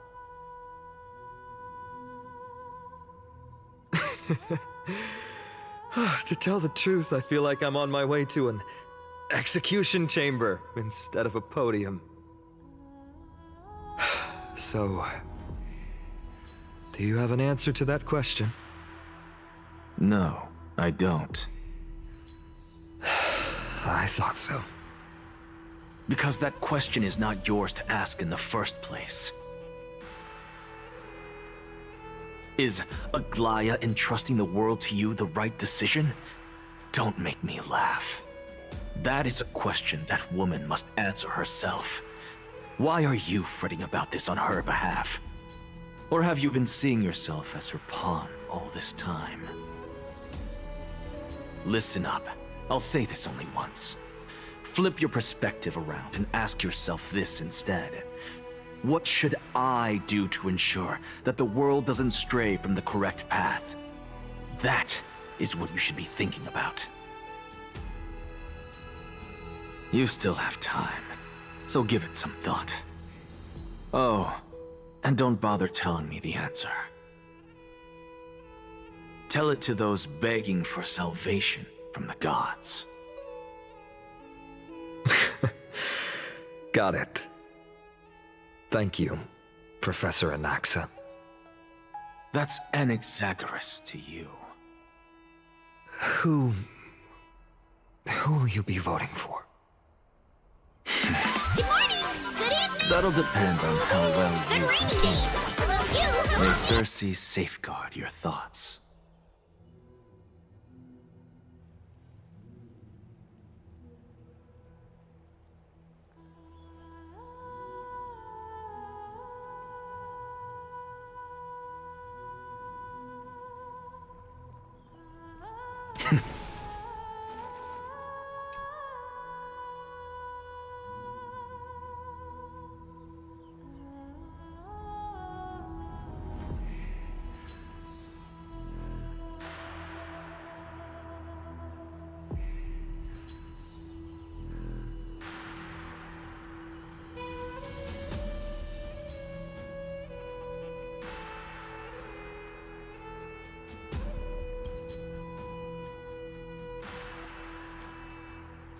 I actually don't necessarily mind things remaining the way they are. Whatever you say. I'm a little nervous. Thank you. Elders and citizens, silence, if you please. As the Theoros, I present to you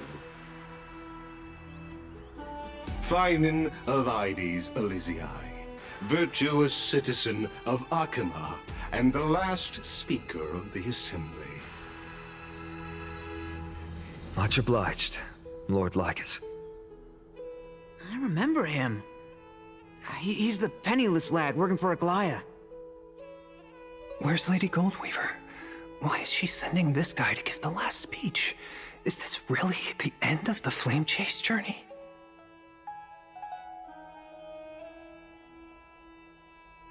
Can this dude really face down kindness? I actually don't necessarily mind things remaining the way they are. By Kefali above, dear citizens of Akima, as you look upon me, so too do I see you. I see your fear and misgivings, your apprehension about the discord between the Chrysos heirs and the Council of Elders, and your uneasiness about the future of the Holy City. Yet, before you contemplate something as grand as the fate of the world, I ask that you look closer. Look beyond the horizon illuminated by Kefali, at the crisis threatening to overwhelm us. What? Hydes Elysiae, my beloved hometown, is a village forgotten by time. It is a place with the most invigorating breeze and wheat fields that spread all the way to the sea. I once thought that there I would enjoy a lifetime of peace and quiet with my friends and family. How I wish I could invite all of you to that paradise, far from the noise and chatter of the world. Alas, I can't. Because she, and all that she nurtured, all that I loved, they have long been devoured by the black tide. My beloved home is no more.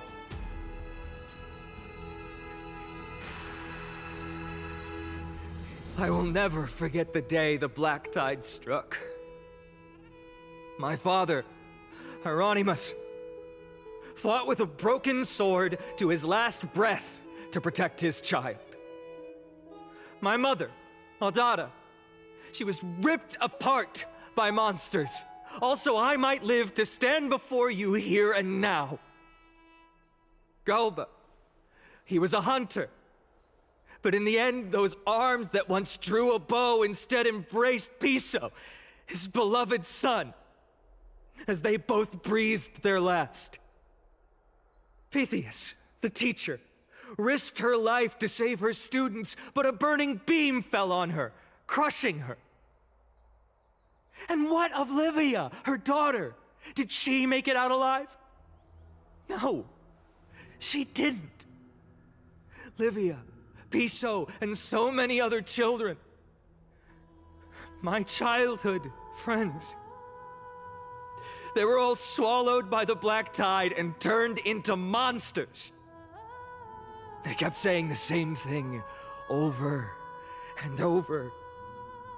Even up until the final moment, I finally steeled my heart and granted them eternal peace with my sword. Why, Finan? Aren't we the best of friends?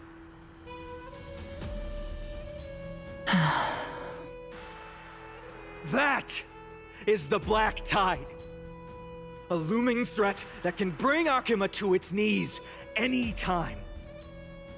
Kindness may have promised that with the 3 Titans of Calamity Con, Akima will return to an era Chrysia once more, but much as it pains me, I must disappoint you. While the demigod of strife has done everything in his power to hold them back, they are still coming. By now, the name of that black-robed swordmaster, the Flame Reaper, has likely echoed throughout the city already. The roaring thunder is a message from the strife demigod. The Flame Reaper has risen from death, and they hunger for the core flames of the gods.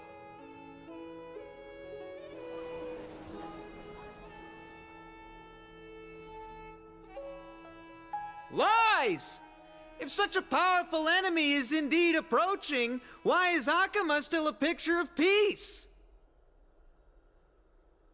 Exactly! The city of Akama shows no signs of pandemonium or chaos. And why is that? I beg you, spare a moment to think about this. Are we able to stand here and hold this assembly in peace today because the danger has passed? No! This peace we enjoy is no gift of fate. We are able to stand here today only because the Chrysos heirs have stepped up and shielded Akama from calamity. With her golden threads, Aglaya has preserved and continues to preserve these idyllic days that all of you hold dear. The Council of Elders claims that Aglaya will one day forsake the people because her divinity is eroding her body and soul. But ask yourselves this. Rather than offering her aid and support, why do they choose to watch and push Akama away from the flame chase journey? The answer that no one can bring themselves to speak of.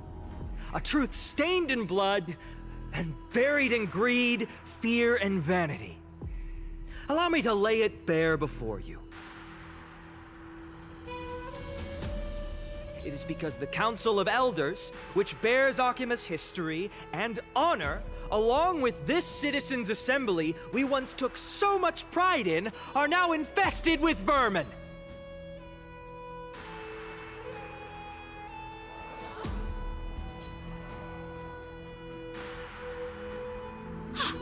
You insolent whelp! How dare you! It is true that Aglaya has reached her limit. Why? Because she has been working tirelessly to weave the defenses of our holy city against the encroaching evil. All while these vermin are making up baseless accusations about her and scheming in the shadows. Not once has she ever failed Akama. Yet these vermin attempt to tear her apart, tarnishing her name with unfounded allegations. She may have been blessed by divinity, but hasn't her heart always stayed true to humanity?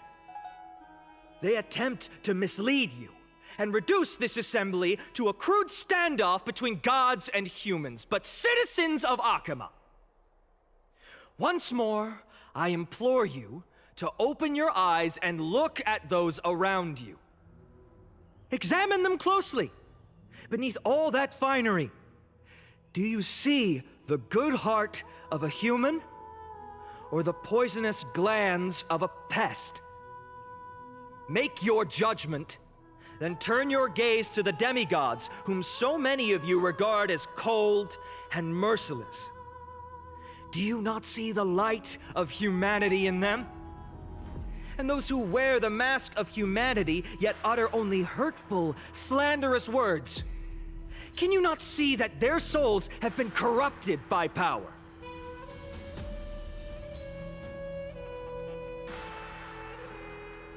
Yet, no matter what your answer is, and no matter who your vote goes to, rest assured that you have nothing to fear. For Aglaya, Trebios, and I will remain your faithful guardians and pledge our lives to upholding your decision. And this vow will stay true until the end of our days, where it will be passed on to future flame chasers. A steadfast and unwavering promise that shall endure through the ages. Absolutely right. The Chrysos heirs have only our best interests in mind. I still don't understand it. I will never believe our peace have to end. So,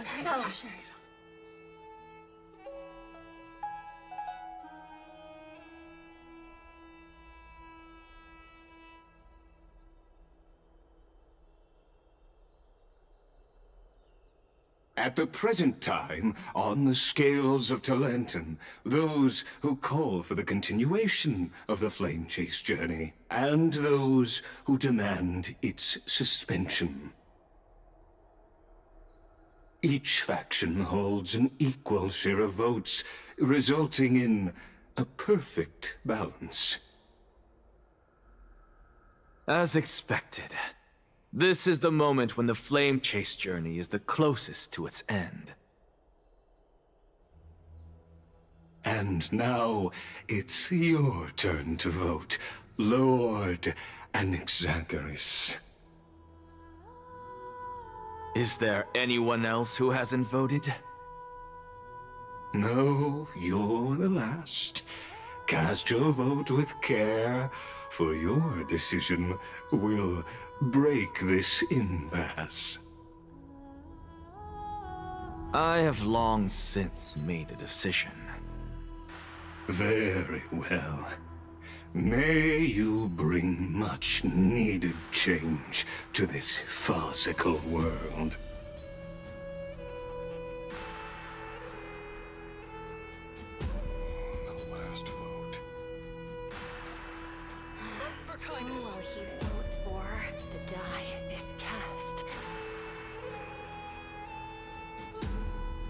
I trust you haven't forgotten the world we've envisioned together.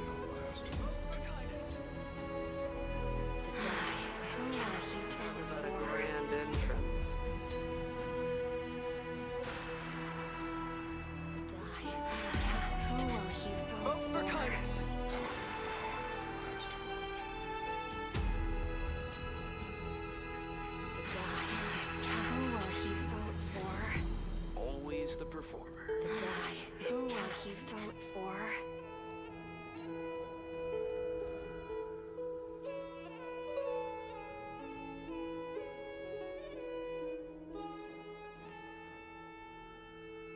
You've done well, Finan. Given the circumstances, delivering a rousing speech to stir up emotions was a prudent move.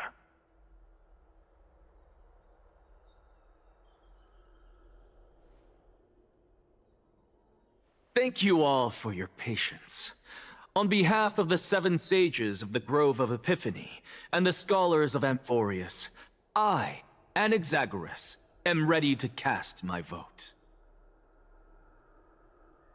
But before that, in the interest of fairness, Lady Goldweaver, I pose a question to you before all who are gathered here.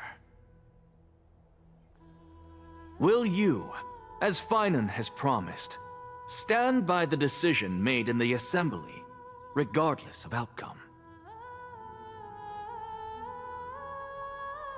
In the interest of fairness, I make no promises, lest it should influence your decision. Very well. I thank you for your honesty.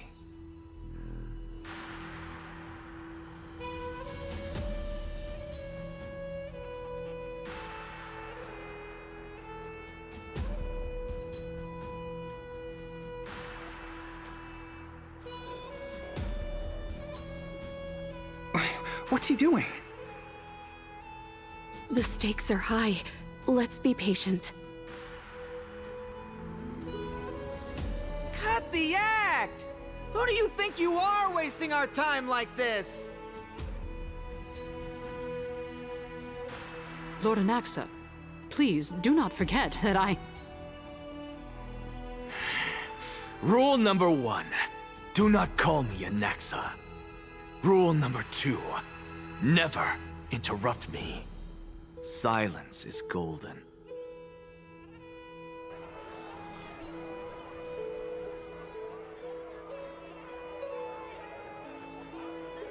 Just vote already. What are you waiting for?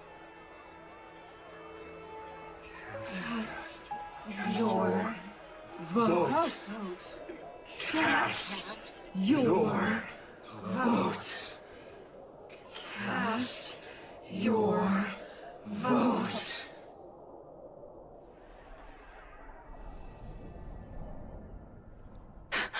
I cannot help but wonder, Is every hardship in the world something you will exploit and use to your advantage?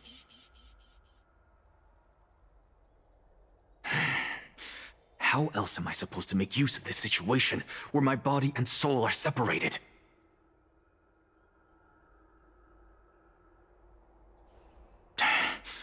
Oh, Circes. Or should I say Calypso?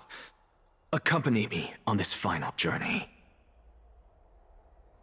Let us journey to the Netherrealm and see how she will substantiate the answer to your question and validate my decision.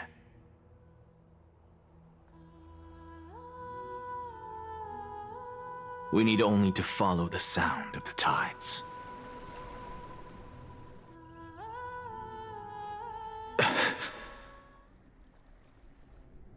You are... Well done, child. Just as I foresaw, you have achieved great things. Teacher. What a twist of fate. A blasphemer raised in the doctrines of the Venerationists. It's like a foal kicking its mother in the belly after taking all her milk. I respect you immensely, sir, but... You cherish the truth even more.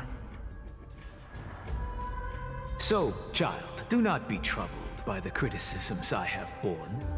Do not let those voices hinder you as you forge ahead.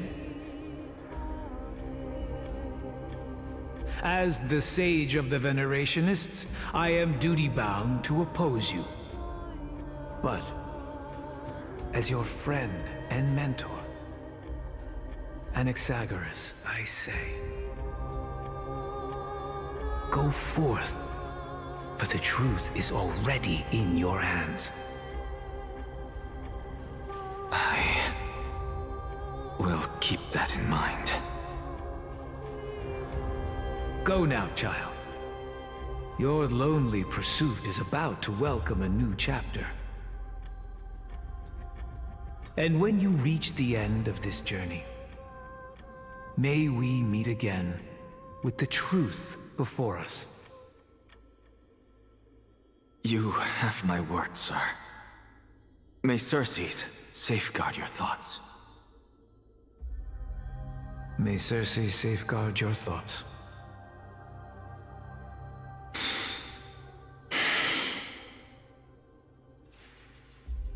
You are right, Empedocles. My lonely pursuit is about to welcome a new chapter. I must be on my way now. May we meet again with the truth before us, Empedocles. What are you waiting for? Just cast your vote. Silence! Silence, everyone! Behold, Circes, here at the center of the world, I shall write the final step of my proof. For this place is but one step away from the truth.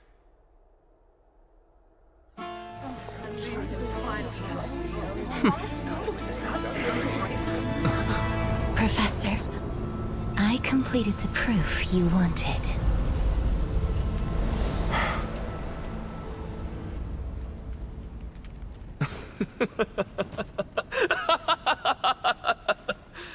Thank you, Castorice. The answer is plain as day. My vote goes to the Flame Chase journey and nothing else! Elder Kindness, I have deciphered the truth of this world!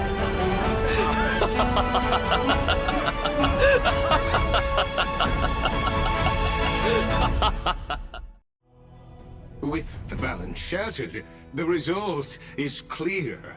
By carefully enter Lenten above, as the Theoros I have observed. No! Ligus, you can't! Nexa, what have you done? Have you lost your mind?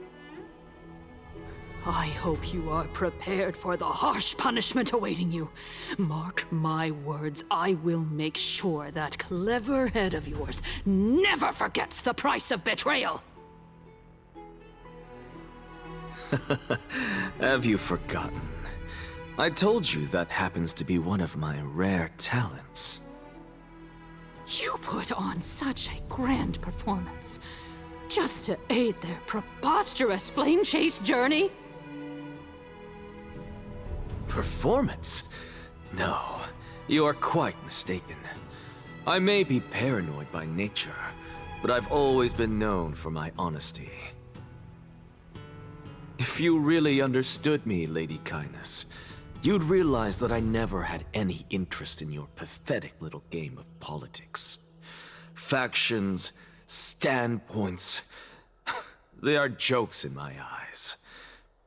I have never once switched sides.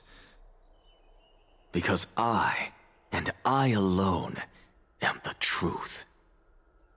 Lady Kindness, with all the citizens here as witnesses, we should honor the spirit of democracy and respect the decision of this assembly.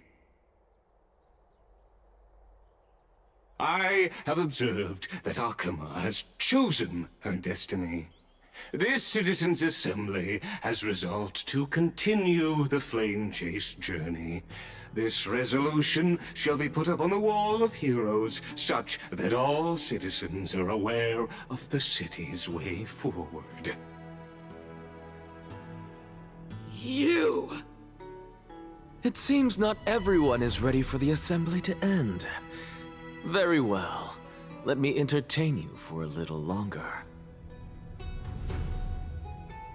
By your leave, Lord Ligus. Interesting.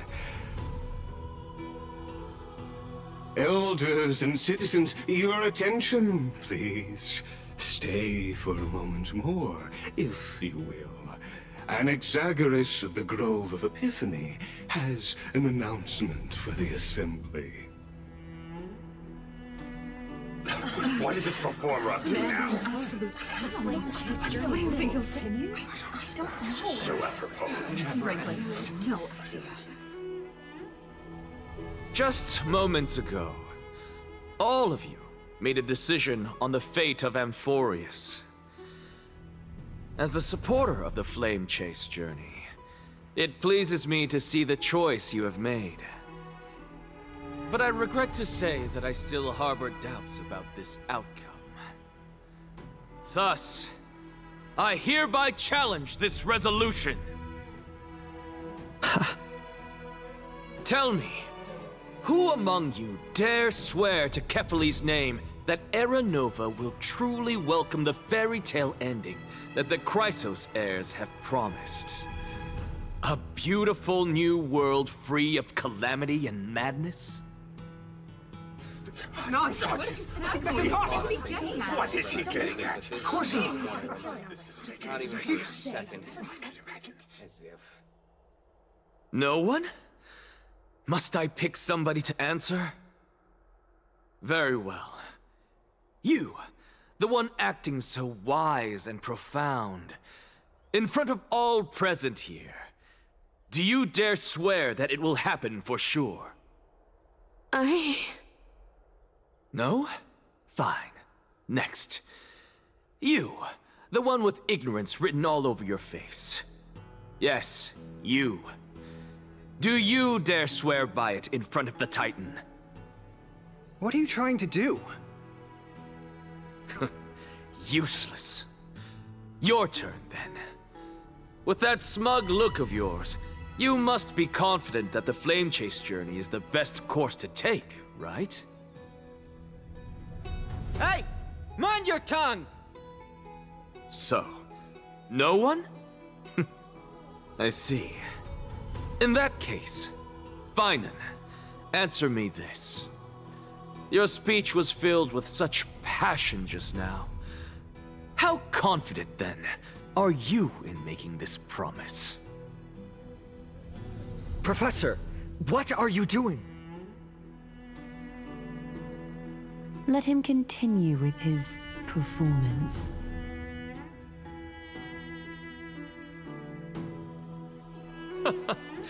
Will you look at that? Even Finan and Aglaya lack the courage to make such a promise. And what's even more absurd is that no one but I can promise you this new world. And yet, the Assembly passed the resolution anyway.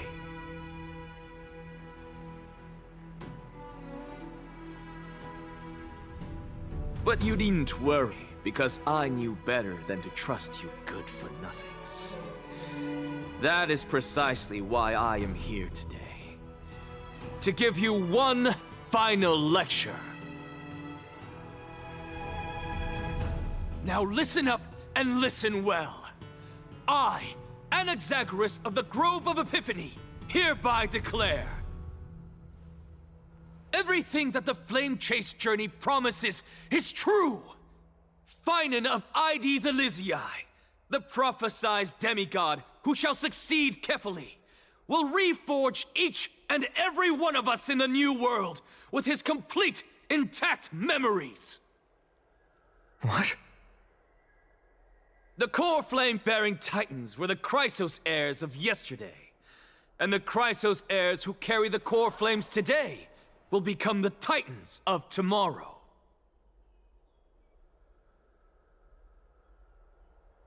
All of our souls shall endure for eternity in the miracle of the World-Bearer.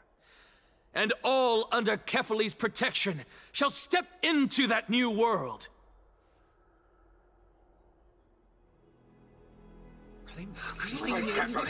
This is pure blasphemy! It's impossible. What? Are you saying that we must bow down to you and worship you, even in our next lives? Enough, you blasphemous imbecile! How dare you try to deceive us with all these lies and falsehoods? How can you prove? I told you, don't interrupt me. But since you've asked, I shall be kind and indulge you. My statements are based on my experiments on the divine body of Kefali themselves. You heard me correctly, everyone. With the tacit approval of Kindness and the Council of Elders, I fused my soul with the god through alchemy and learned the truth behind Era Nova. What is he talking about? Isn't that pure blasphemy? I, the vile, wretched blasphemer, deserve nothing less than death for my sins. And the Council of Elders, which granted me consent and aided in committing this atrocity, should face punishment alongside me.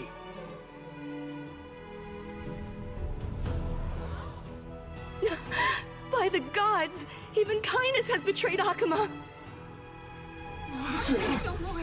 The canvas. We're carefully evolved.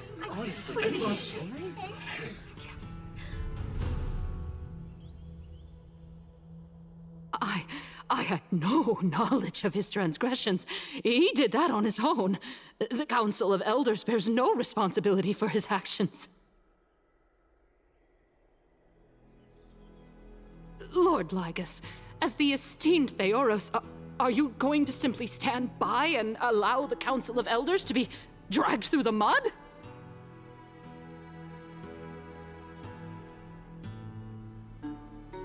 If the accusation is true, I will acknowledge it. If not, my conscience stands unburdened. Lady Kindness, the reputation of the Council of Elders was not built in a day, nor will it be shattered overnight. Repercussions await those who fool the people, and punishment must be meted out on those who abandon their vows. We should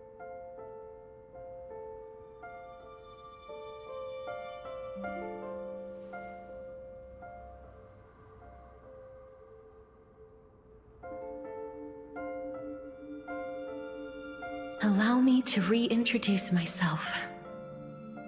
I bore the name of Castorice while walking among the mortals. And now, I stand as the demigod of death, the living side of Thanatos. Welcome to my realm, where the west wind ends.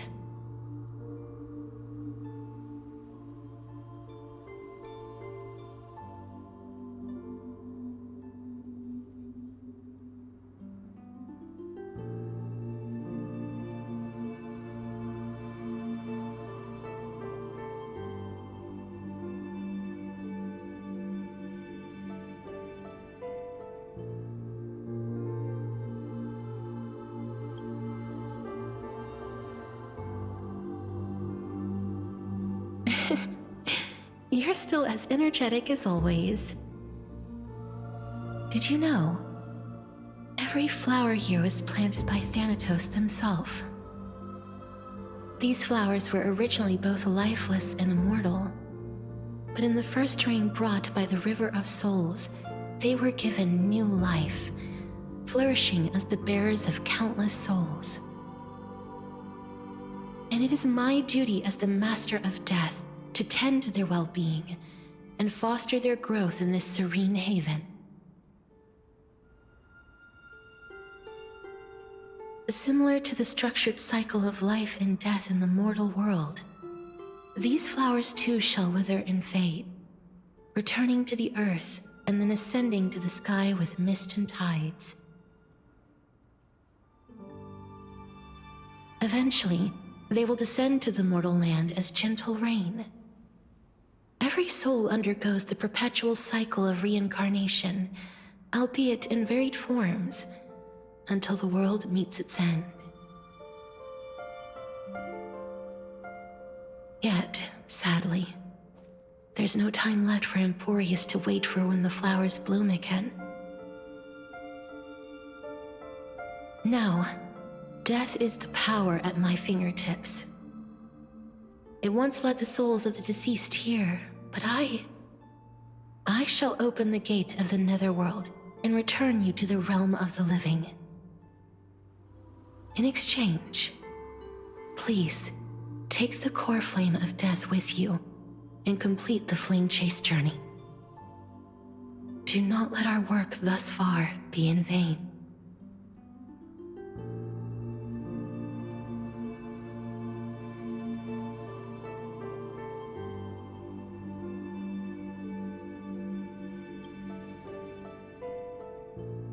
Rest assured, defying death is Thanatos' divine authority.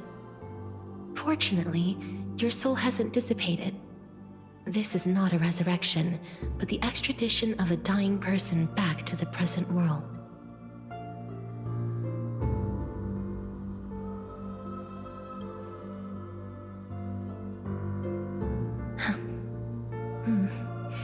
Just like the other demigods, I will stay here and embrace my destiny.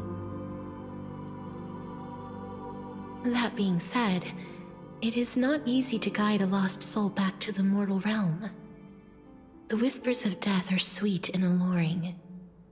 If your determination wavers, you will succumb and be forever ensnared by the netherworld's grasp. Please consider this a one-time exception. I will do everything in my power for the flame chase journey. And for your life, the only life I can save.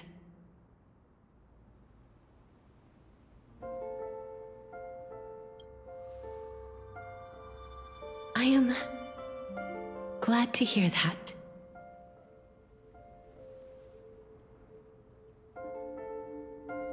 Over here!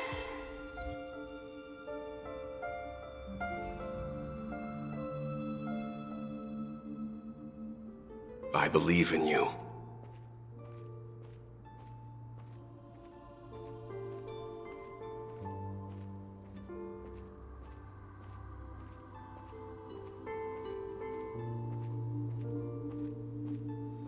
Please, I beg you, look back for me.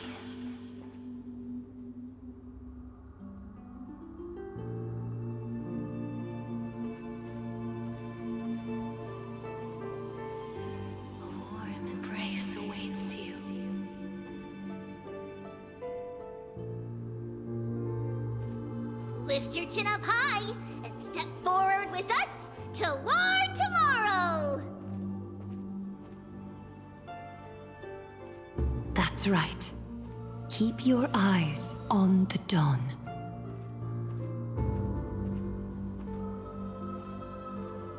Onward. Show me your courage.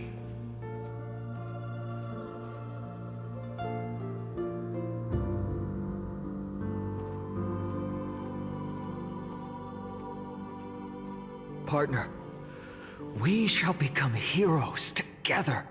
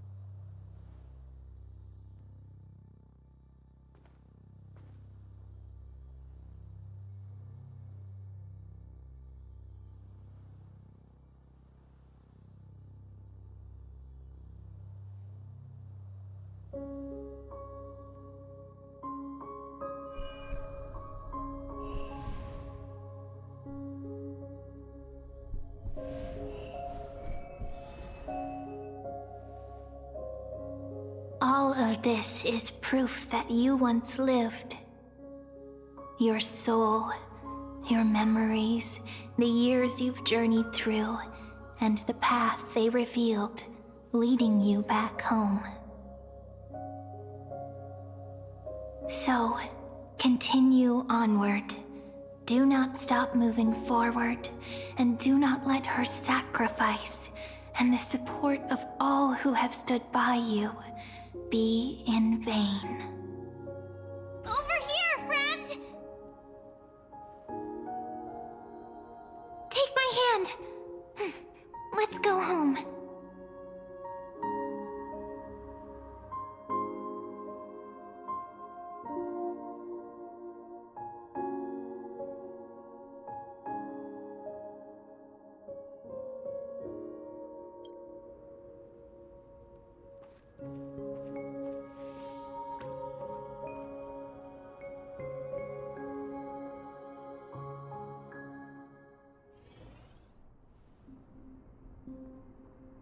At last, I knew you could do it.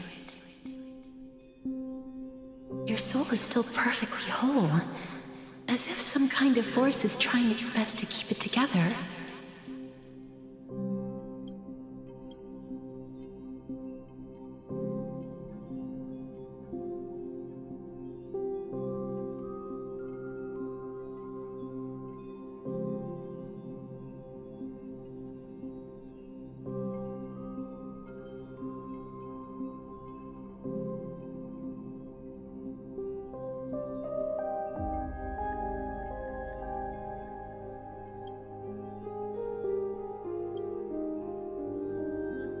Is it Ornyx's final blessing? Or is it a miracle of your own? It's truly incredible. Such a strange surge such a familiarity. So hard to describe. Perhaps it is fate, once again fulfilling its own design. Or perhaps it is the laws from beyond the sky, so familiar to you, that intertwined our fates long ago.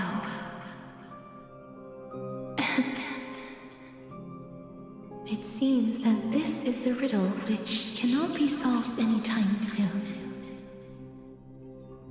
The sensation of becoming a demigod is truly wondrous.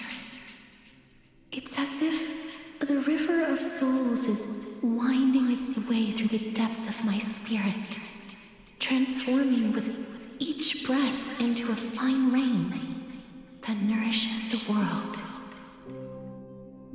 Do you recall that prophecy? At the end of the sea of flowers, the souls of the living shall warm thy fingertips, and after an embrace, there shall be eternal separation. I promised you that I would do everything in my power to give it another meaning. Now, as I stand as a demigod and destiny draws to a close, I can finally end it in a way that is as beautiful as it deserves. The wish I once sought, but could never grasp, is now within reach. In this brand new world, every blooming life will lift its arms in celebration and recount the profound meaning of this very instant. Every touch, every embrace we share will never again be an ice-cold loss. They will radiate with an intense warmth, sowing love far and wide throughout the land.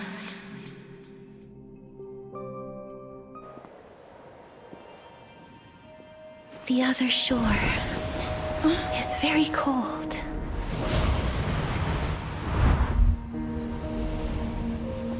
May I borrow your warmth one last time? Thank you for fulfilling this wish of mine. The place I'll be going to is what humans call the Land of Sorrows. But with this heartbeat and the residual heat of this embrace, I shall turn the nether realm into a gentle place of rest.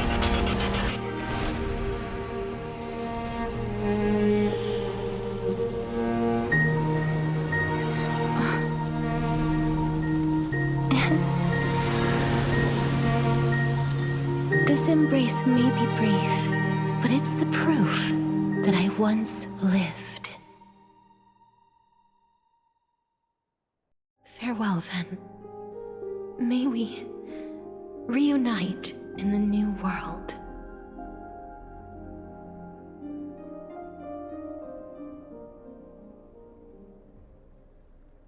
That grand and absurd performance was what you've been seeking your whole life?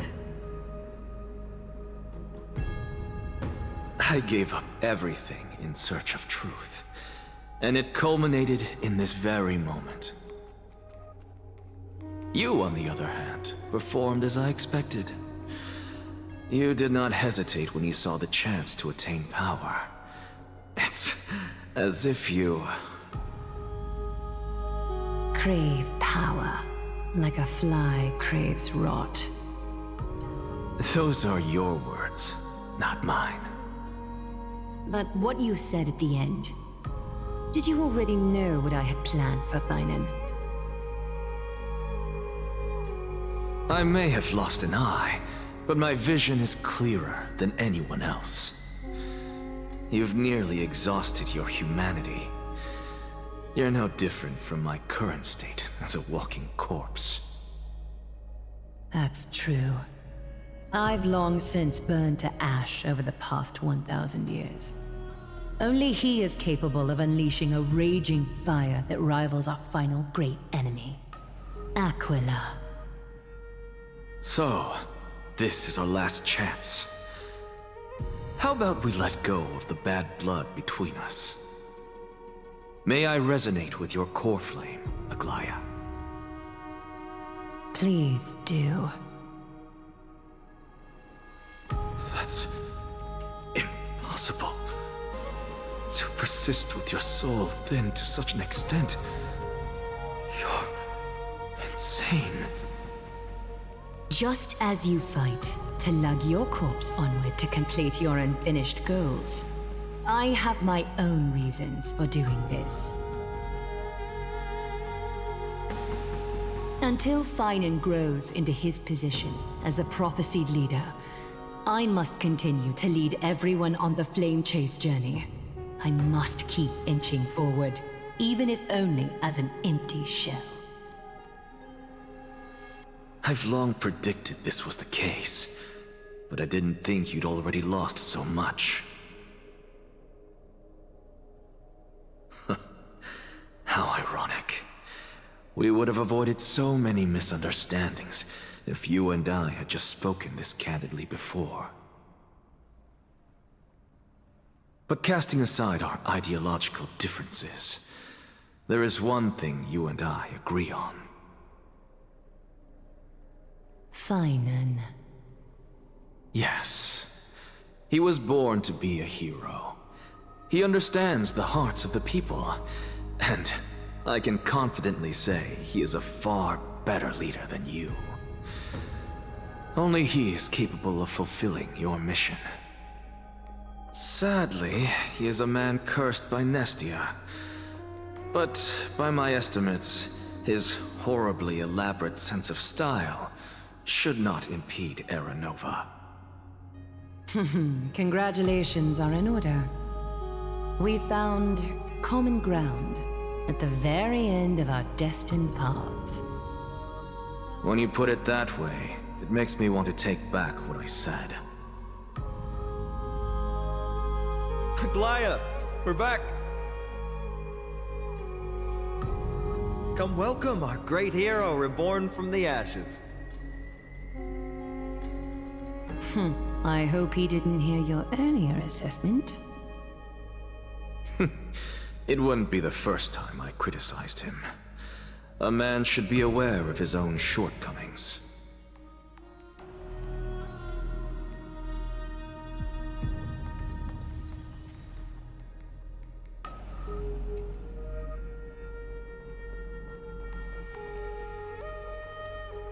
I'm gladdened by your triumphant return.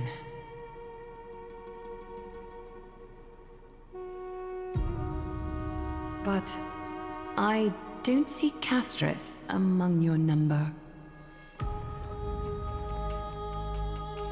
It looks like she not only helped me prove my theory, but helped you fulfill your mission as well.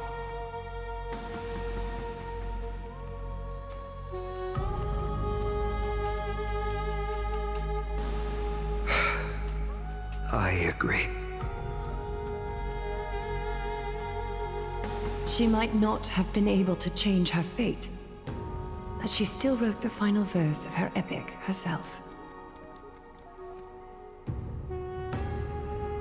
Trinan, please recite the prophecy for us. Trailblazer, please surrender that scalding cool flame for us as well. You are the only life she ever saved by her own hand in her 1,000 years on this earth. I believe no one is more qualified for this noble task.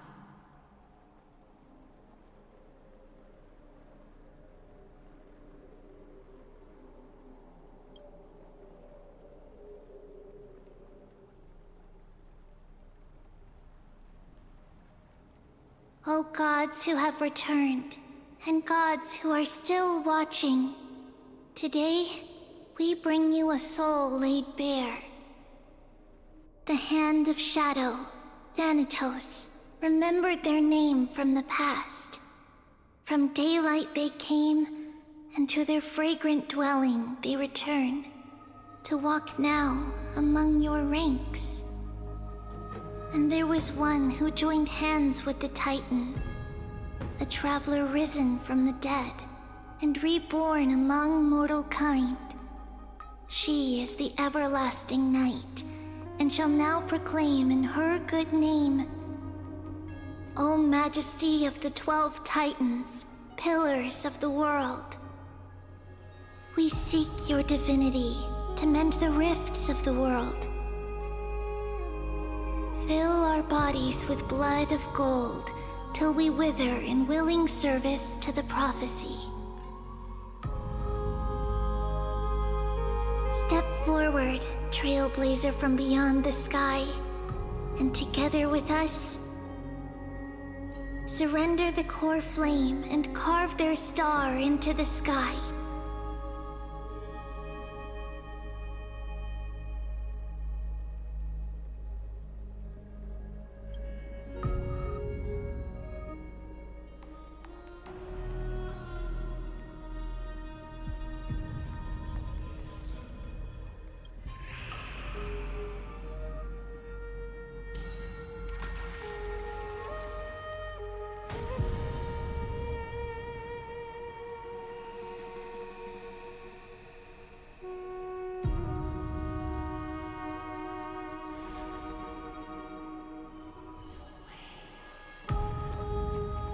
A constellation for death. For life and death, to be more precise.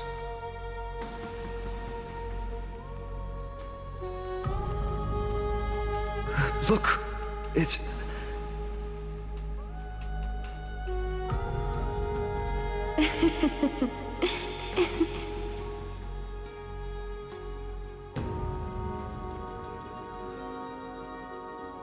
No, it's only a divine echo.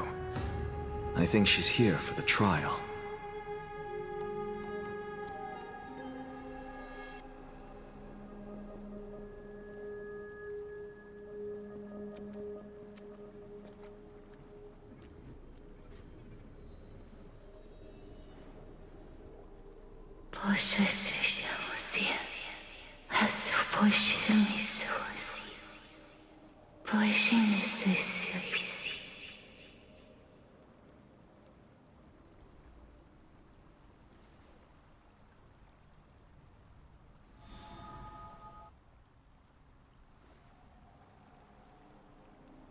What did she say? That's the language of the Titans. Castorice... No. The Titan. They said... I have illuminated the cold shadow of death. Onwards. For your path to the future is bright and its flame eternal.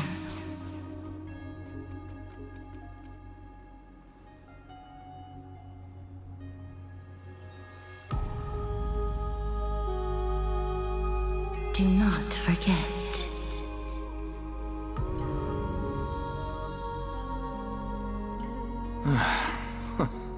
She made quite a scene. I suppose it's my turn now. I won't stop you. Professor, you... What's with that look? You were present. So, let's get this execution over with. We wouldn't want to bring shame to Akima's divine laws or keep me from creating a new world. You never change, do you, Professor? I don't understand. If your theory is correct, you'll lose all memories of your past life once you become a Titan. So what's the point of becoming a god? Of course there's a point. Even if I forget who I am, I'll still have my brilliant mind. It goes without saying, I'll find a way to retrieve memories of my past life. Besides, I still have you, don't I? I still don't really understand what you said during the assembly. Even if it were true, things reforged from memory could never be the same as the original anyway. Then allow me to tell you right now that you're wrong. What exactly are we? My answer is that the Chrysos heirs are the future Titans and vice versa. Of course, this answer only applies to us. So, what are we when it comes to regular mortals? The very essence of the world, our souls, are tiny invisible seeds that hold records of each person's memories of the world. And we are the buds that sprout from these seeds to grow into great trees. Is that what new sporism means? Correct. Once our physical bodies are born, we become new extensions of the world. From there, we plant our seeds into someone's memories, and then scatter them into the hearts of countless people in the future.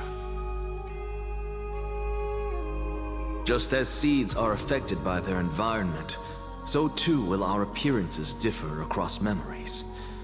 But the partial memories we carry will always be the same, because that is just how the world is. To destroy our very existence, one must destroy the world itself. But we have someone who will still live on with his perfect memory. That person is you, child of Kefali. This is what it means to be the world-bearing Titan. So, carry everything of this world and live on. Don't disappoint those most precious to you. Don't disappoint Lady Goldweaver. And especially, don't bring dishonor to my theory. Anaxa, I swear to you, I'll lead everyone to our reunion in the New World. Good. That is all I have to say. Farewell, everyone. May we meet again in the next life. Farewell, great performer. May Circes safeguard your thoughts.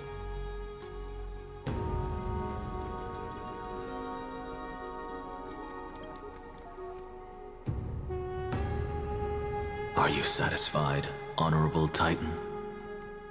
Very. I hereby swear I have borne witness.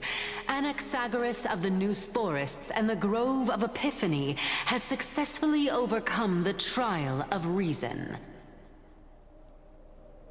Thus, I shall confer upon you these words. You shall transcend the peaks of purity and return to corruption and hardship. Oh, so that's a god's prophecy. It sounds like you just rephrased my past, present, and future. Oh, Circes. Is that all you've got? Well, you've already transcended the peaks of purity, and you were never the type to give me any leeway. That is true. But I do still have one question. I knew it. What is it? Maybe we're thinking of the same thing. As you've so boldly stated, we and the world itself live on through the memories of others. If that is the case, whose memories did the very first new spore sprout from? How should I know?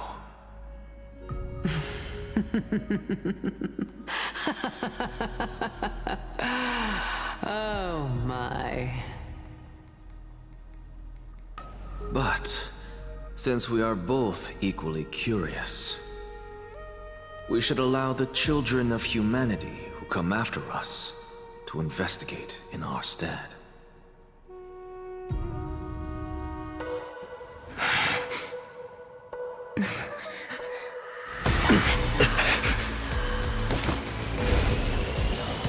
Rejoice, Circes.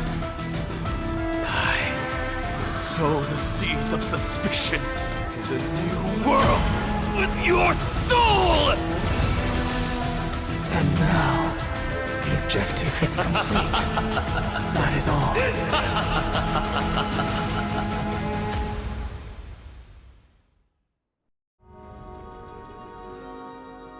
Thankfully, she's still alive. Was March 7th also in this condition when she was first rescued by the Express?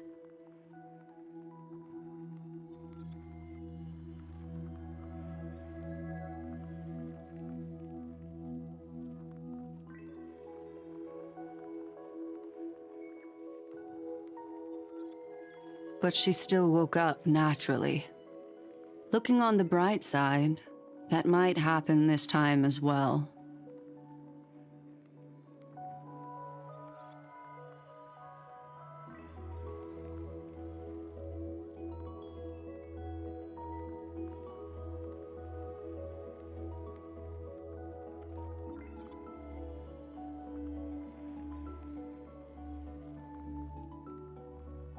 I do not have conclusive evidence, but judging by her current condition, perhaps March 7th's memories have been hijacked.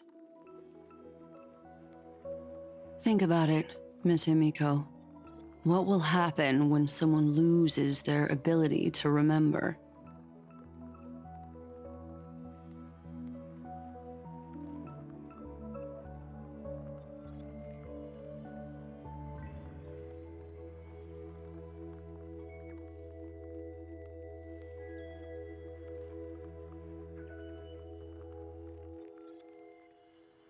Unfortunately, short-term memory is an entirely different concept from the inability to remember.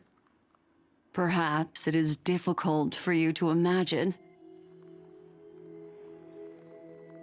But an individual who has lost their ability to remember turns into nothingness.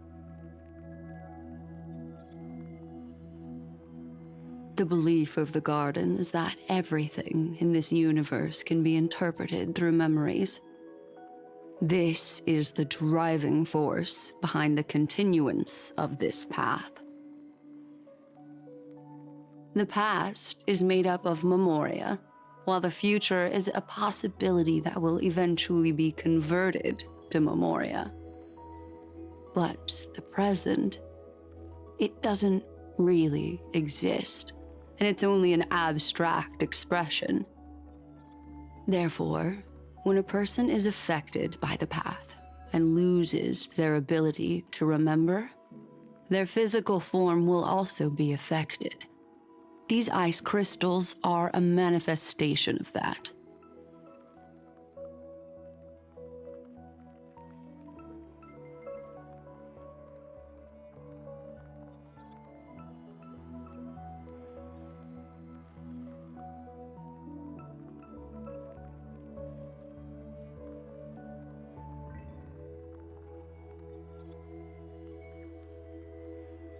Is Miss Himiko suspicious of me?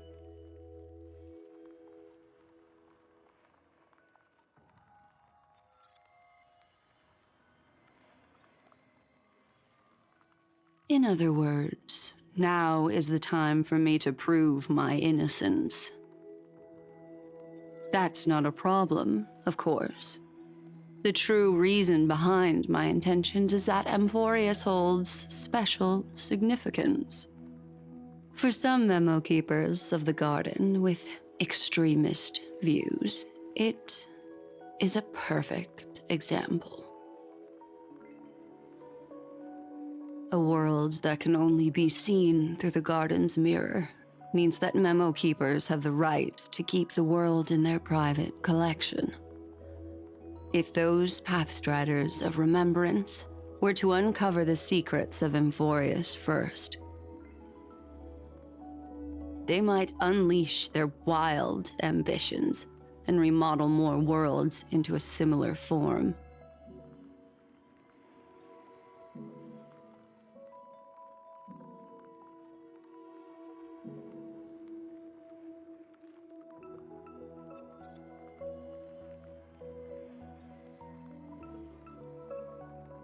I chose to remain quiet before, because I did not want to involve you in the Garden's internal conflicts.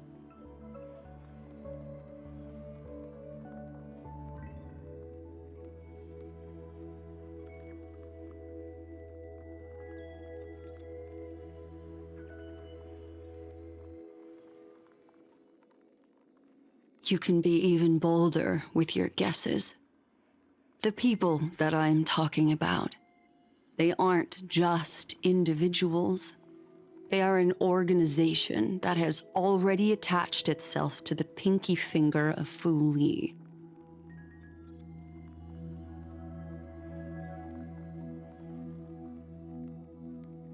I cannot be certain, but at the very least, they are capable of doing so.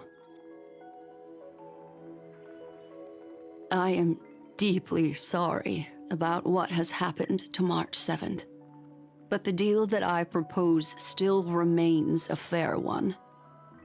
Amphorius is still an excellent destination, and investigating further might allow us to uncover the truth behind the accident. Miss Himiko, the wisest choice right now is for us to continue cooperating.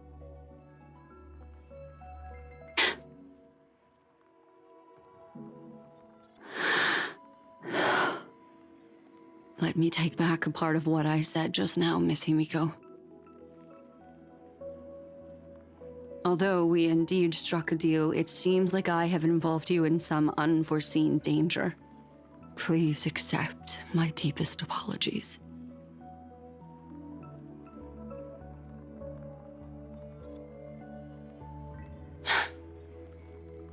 It's Fu Li. Their gaze has just swept across Amphorius.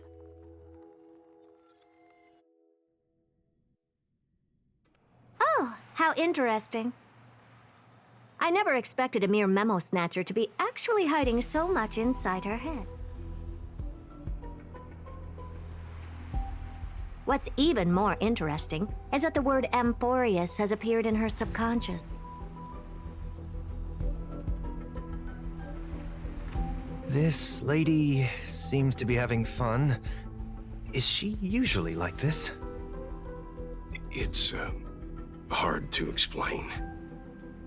What are you two whispering about? Has it not occurred to you that I can hear everything clearly?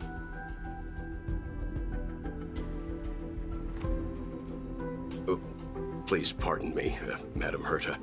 Would you mind sharing with us what you've discovered? The ones who need help are the Astral Express. You will have to put up with my methods, even if they are rather unconventional.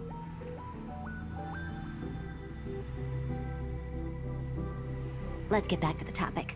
By using the fourth mirror, I rummaged through the brain of this memo snatcher and learned a good deal.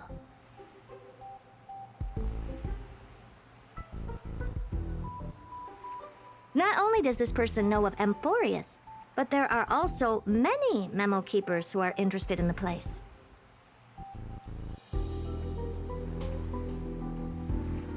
I searched through her consciousness and found the following terms: the Eternal Land, the Rejected Land, and the private collection of the Garden of Recollection.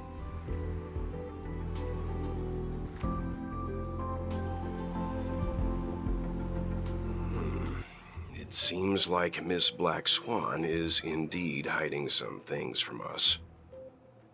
Since I'm not able to find any useful clues from the outside, why don't I personally visit this mysterious Amphorius? You're planning to head to Amphorius yourself? Yes, but not in the flesh like you all foolishly did. See these Herta mirrors? With them, I can project my data spirit entity to any corner of the cosmos through spatial warps, without even needing to leave my room. But of course, these corners of the cosmos must be within the coverage zone of inter-astral peace communications. After all, this is collaborative technology.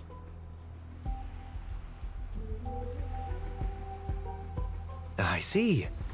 You do seem like the more indoor type. Although that star zone is not within the network of the IPC, the Express itself can serve as a signal station. Come, give me the astral chart coordinates.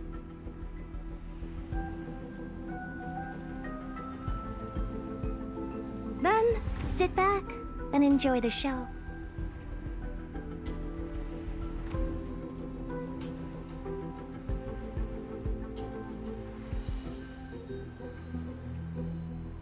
All right, now that everything is ready, mirrors, get to work.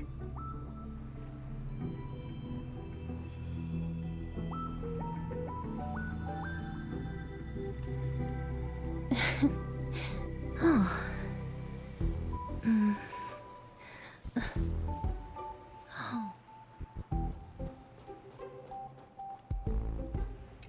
Madam, watching you work has been an enlightening experience for me. It's hard to imagine that an outstanding scholar like you could maintain such a relaxed manner most of the time. Your calm and collected nature is truly a trait that I should learn. This brat. Why does everything that comes out of his mouth sound so snarky?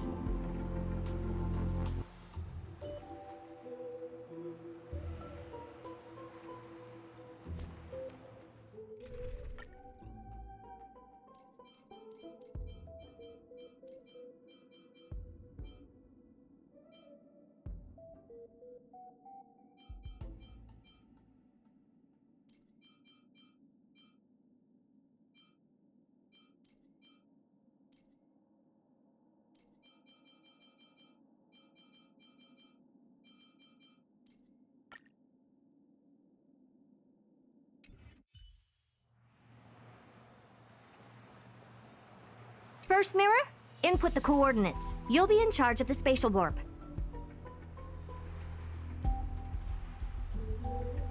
As you command, Madam Herda. The preparations are complete. I wish you a pleasant journey ahead.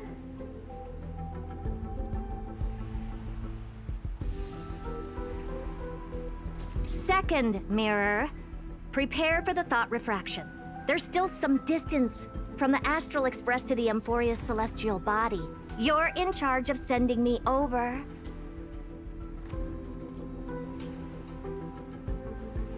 This time, raise the power to the maximum. Don't be stingy. Oh, okay. I won't fail the mission, Madam Herda.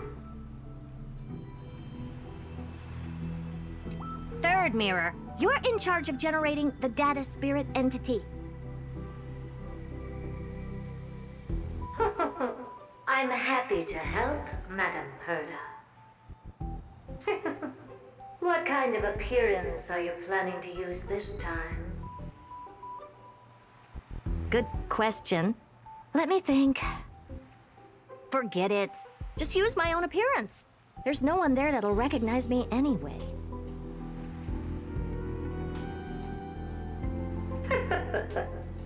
As you wish.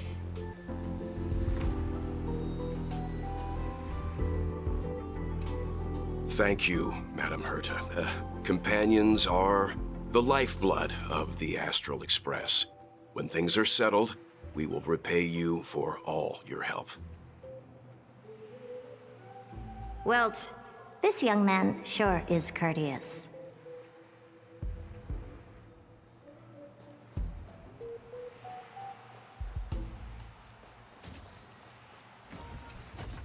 Preparation of the data spirit entity complete. Thought refraction at max power. Excellent. The first mirror. Let's get going. Have a safe trip, Madam Herta. May your journey yield good results.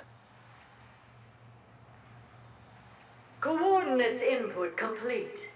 Preparing to activate spatial warp. Destination, unknown celestial body, Amphorius. Spatial warp countdown. 5, 4, 3, 2, 1. Warp activated.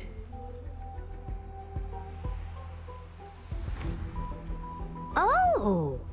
So that's Amphorius? Its appearance is, well, sure is unique. Second mirror, prepare for thought refraction. It's time to send me in. All right, please read the safety protocols carefully. Can't you hurry up? Yes, ma'am. I didn't expect it to be so turbulent. I should have asked the second mirror to use slightly less power.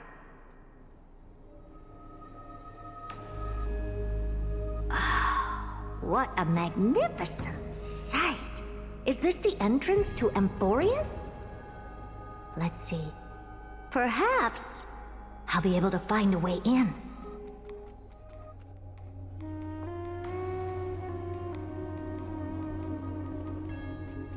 What's this? A statue? It's ugly. I don't like it.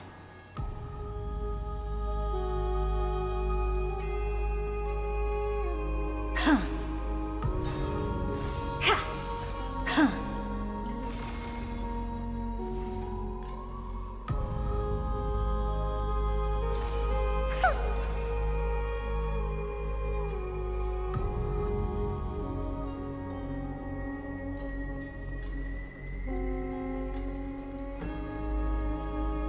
Oh, I finally found your traces. How esteemed must you be for the great Herda to come out personally? When we return, get ready to become free labor for the simulated universe for the rest of your lives.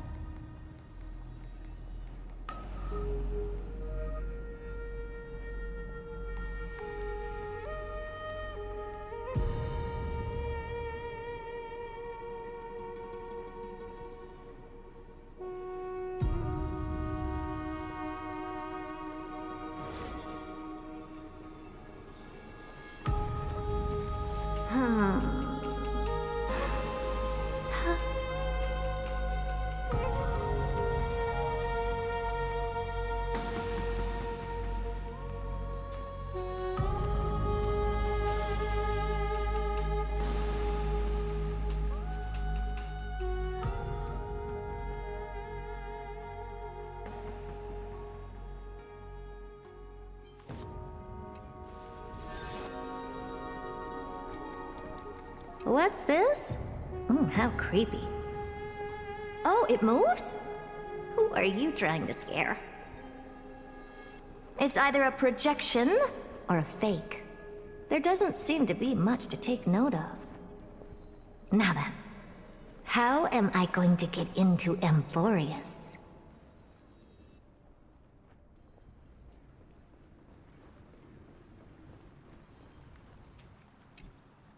My deepest apologies, esteemed lady. I'm afraid that you cannot proceed further. Who's there? Your visit, although not part of my calculations, is a pleasant surprise. It's a pity that the preparations are not yet in place to receive you with the hospitality that someone of your status deserves. Are you not going to answer my question? Who are you? I have many identities, and I'm going to have even more in the future. But if you just need a form of address, you can use my common alias. Lycurgus Lygus. right, Lygus. But you can't possibly think that I'm just asking for a name, can you? Regrettably, I do not have the authority to share more information. However, standards are always flexible. While not violating the ultimate agreement, I'm able to disclose this piece of information. As you thought, this is the entrance to Amphorius. Now, please, kindly turn back. Amphorius is not a world that you should be involved with, regardless of what kind of magnificent achievements you have accomplished. This place will not open its doors so easily. You seem to understand me very well. Then you should know that I have no reason to listen to you. Your reaction is completely within my calculations. Despite my long years as a Watcher, it seems like my assessment of human nature still remains accurate. From you, I'm able to sense a beautiful desire for knowledge. But my answer remains unchanged. Madam, it is with the utmost goodwill that I suggest you return to where you came from. Let's assume for a second that I'm not so well-mannered, and that I insist on uncovering the secrets hidden behind you, Mr. Lygus.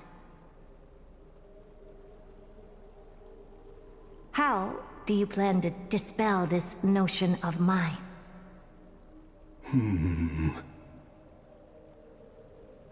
Within the scope of the ultimate agreement, there are 178,244 logic chains at my disposal to convince you. After filtering through them, I have determined that I only require 3 to attain the results that I desire. Oh? I'm all ears. First, for reasons that cannot be disclosed, Amphorius is a completely isolated celestial body. Apart from me, no one else will be able to help you enter. That's not a good argument. Second, if your plan is, as you've alluded to previously, to force me into cooperating by showing hostility, do know that, just like you, I have basked in the gaze of the erudition. I stake my honor and assure you that, in the worst-case scenario, our mutual destruction will be inevitable. Oh? No wonder I couldn't find a back door. When I did a scan of our surroundings, the safety protocols on you are comparable to Screwy's. How interesting. I assume that you still wish to hear the third logic chain? Of course. Why wouldn't I? Third, even if you exhaust all your means and find a way to break through, you will surely give up once you understand the consequences of your actions. After all, throughout your long life, as much as you'd hate to admit, your conscience has played a crucial role. What a brazen robot. You think that you can actually understand me through your paltry calculations? But since you put it that way, why don't you tell me what these consequences will be. It concerns the third path that is entangled with Amphorius. A path that you and your friends still very much lack understanding of. The destruction. So, if you ignore my warnings and persist in your ways, you will break the shackles of a Lord Ravager. And when that happens, their fury will engulf the cosmos.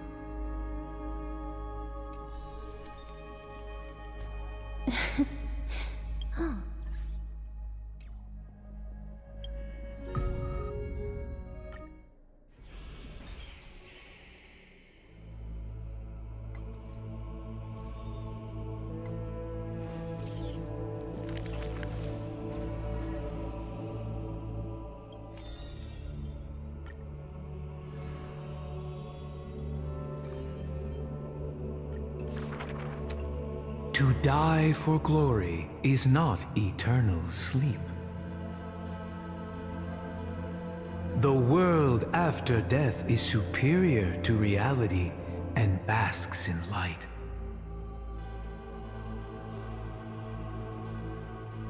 Cowards who dare not to look death in the eye.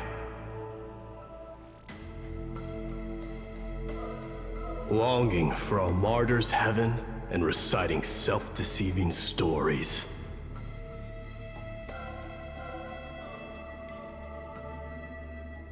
True warriors should treat that paradise with spite.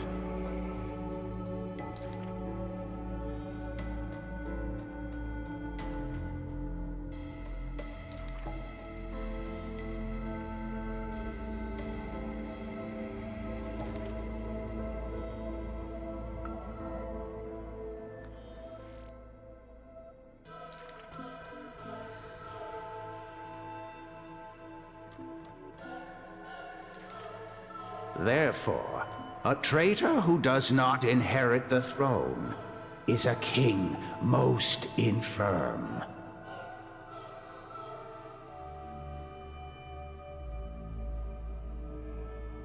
These are not rumors unfound. But will they matter if my deeds eclipse those of all other kings, achieving glory beyond?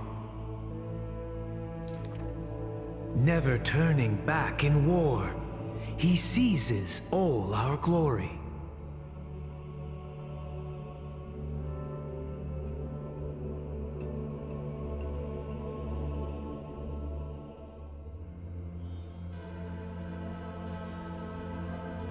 Your glory lies not in death, but in my hands.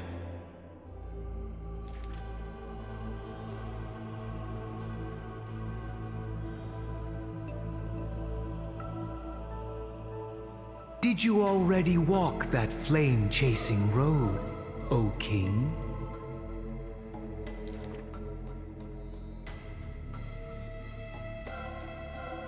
There's nothing else worthy of the hunt, for I am the blazing fire at the journey's end.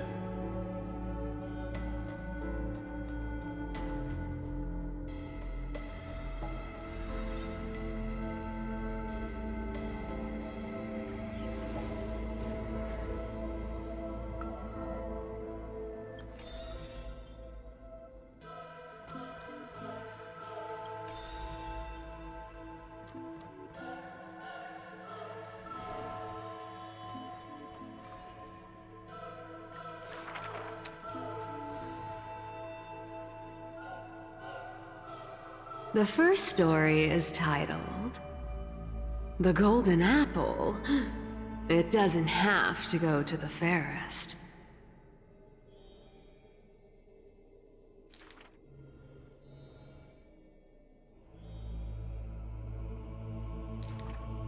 The second story is titled Trying to Argue? Don't trick yourself, please.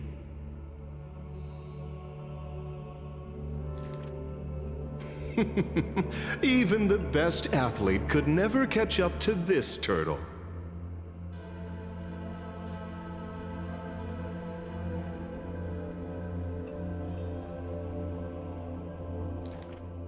The third story I will tell is titled A Competition in Trickery. Who do you think is the Grandmaster?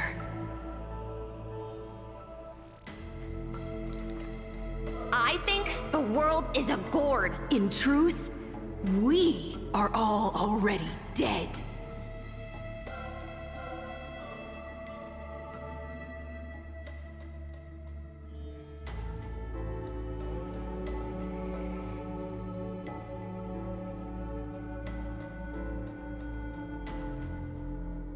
Zagreus can only tell lies, and I am Zagreus.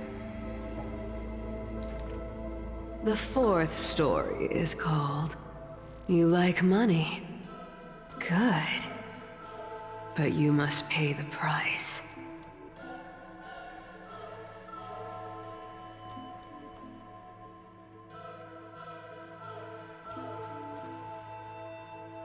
Please give me the power to turn anything into gold.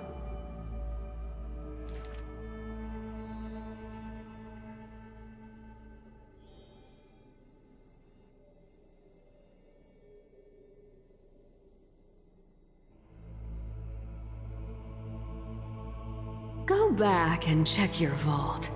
Some gold may be missing. But your beloved is right there, waiting. Cyphera, you took another long journey. And we want to hear your fun stories!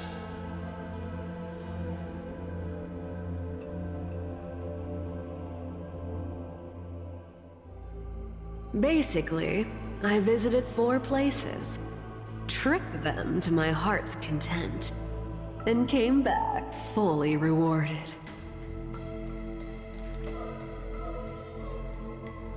The dawn will never cease, and the thief star wanders in foreign lands. How would you know that I am not lying right now?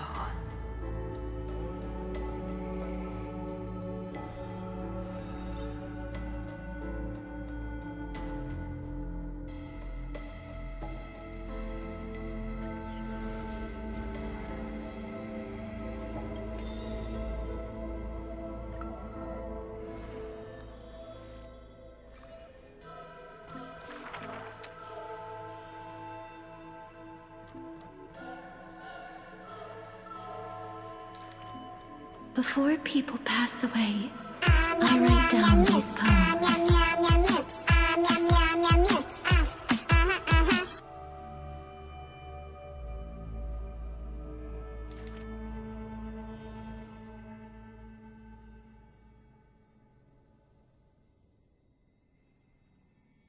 My poems are still too green.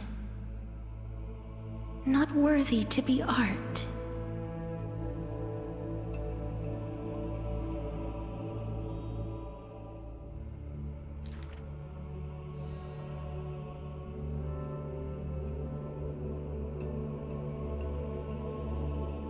He and I clearly wish to kill and tear each other apart. But in your eyes, you think we are close, unable to part.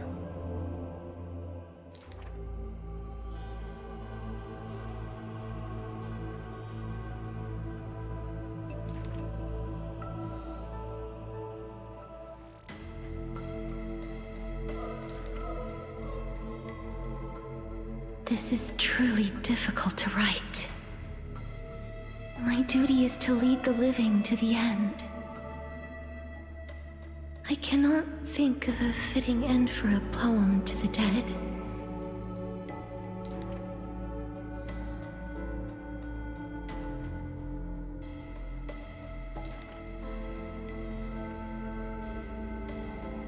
What she brings is not only death.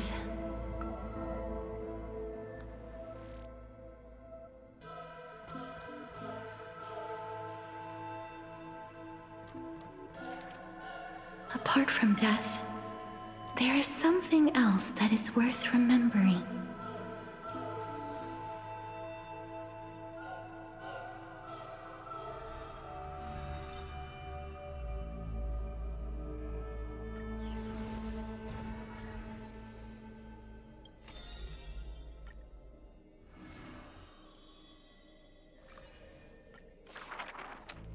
Do not make him your enemy, even though he may seem frail and weak.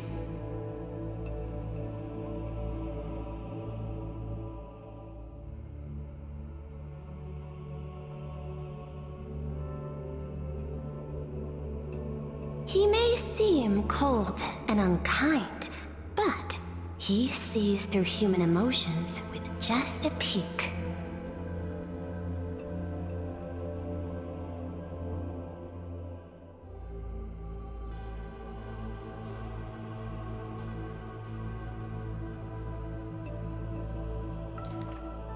All is science, and human wisdom knows no bounds. Both martial prowess and emotions are knowledge that can be found.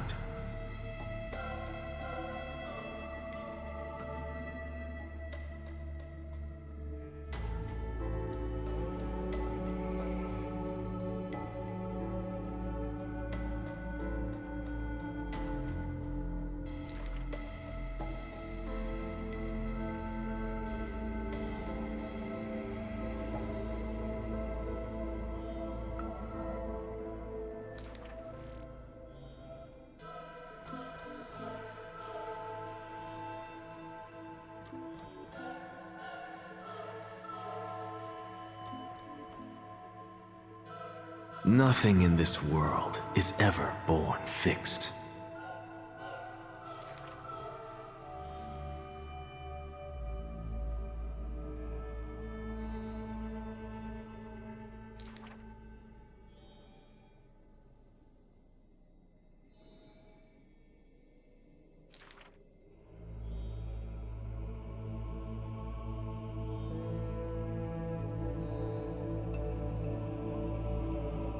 I thank this misfortune's severity.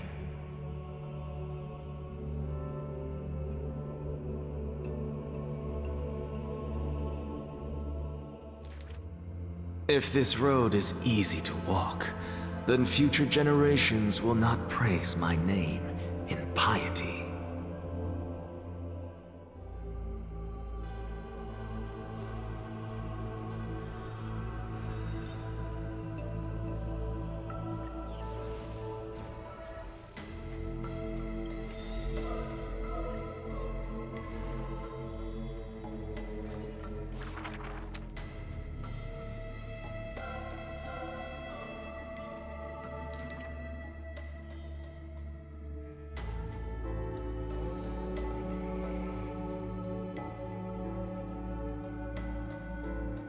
Before a strong wind, a weak nobility cannot stand.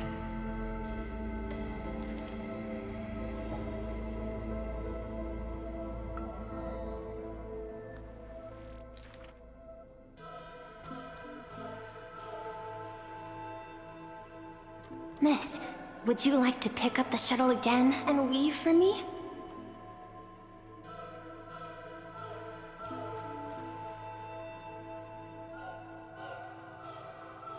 Though I can no longer see, I still want to don the garments you weave.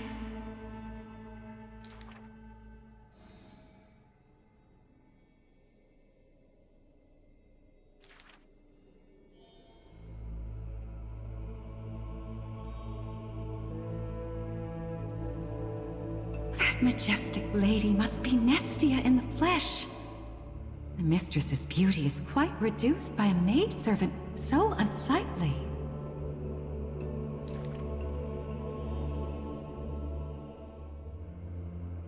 My mistress, I have brought you shame.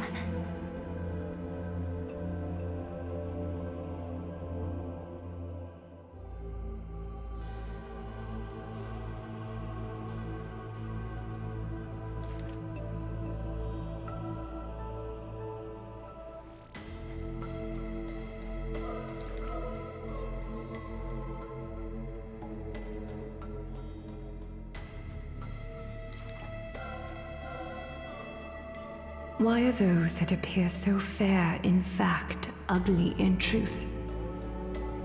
Why do faces unsightly contain souls cut from noble cloth? Why can the blind see the light? And why do those with eyes only see night?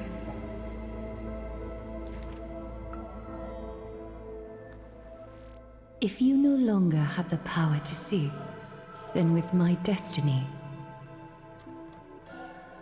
I'll exchange for eyes that can see everything.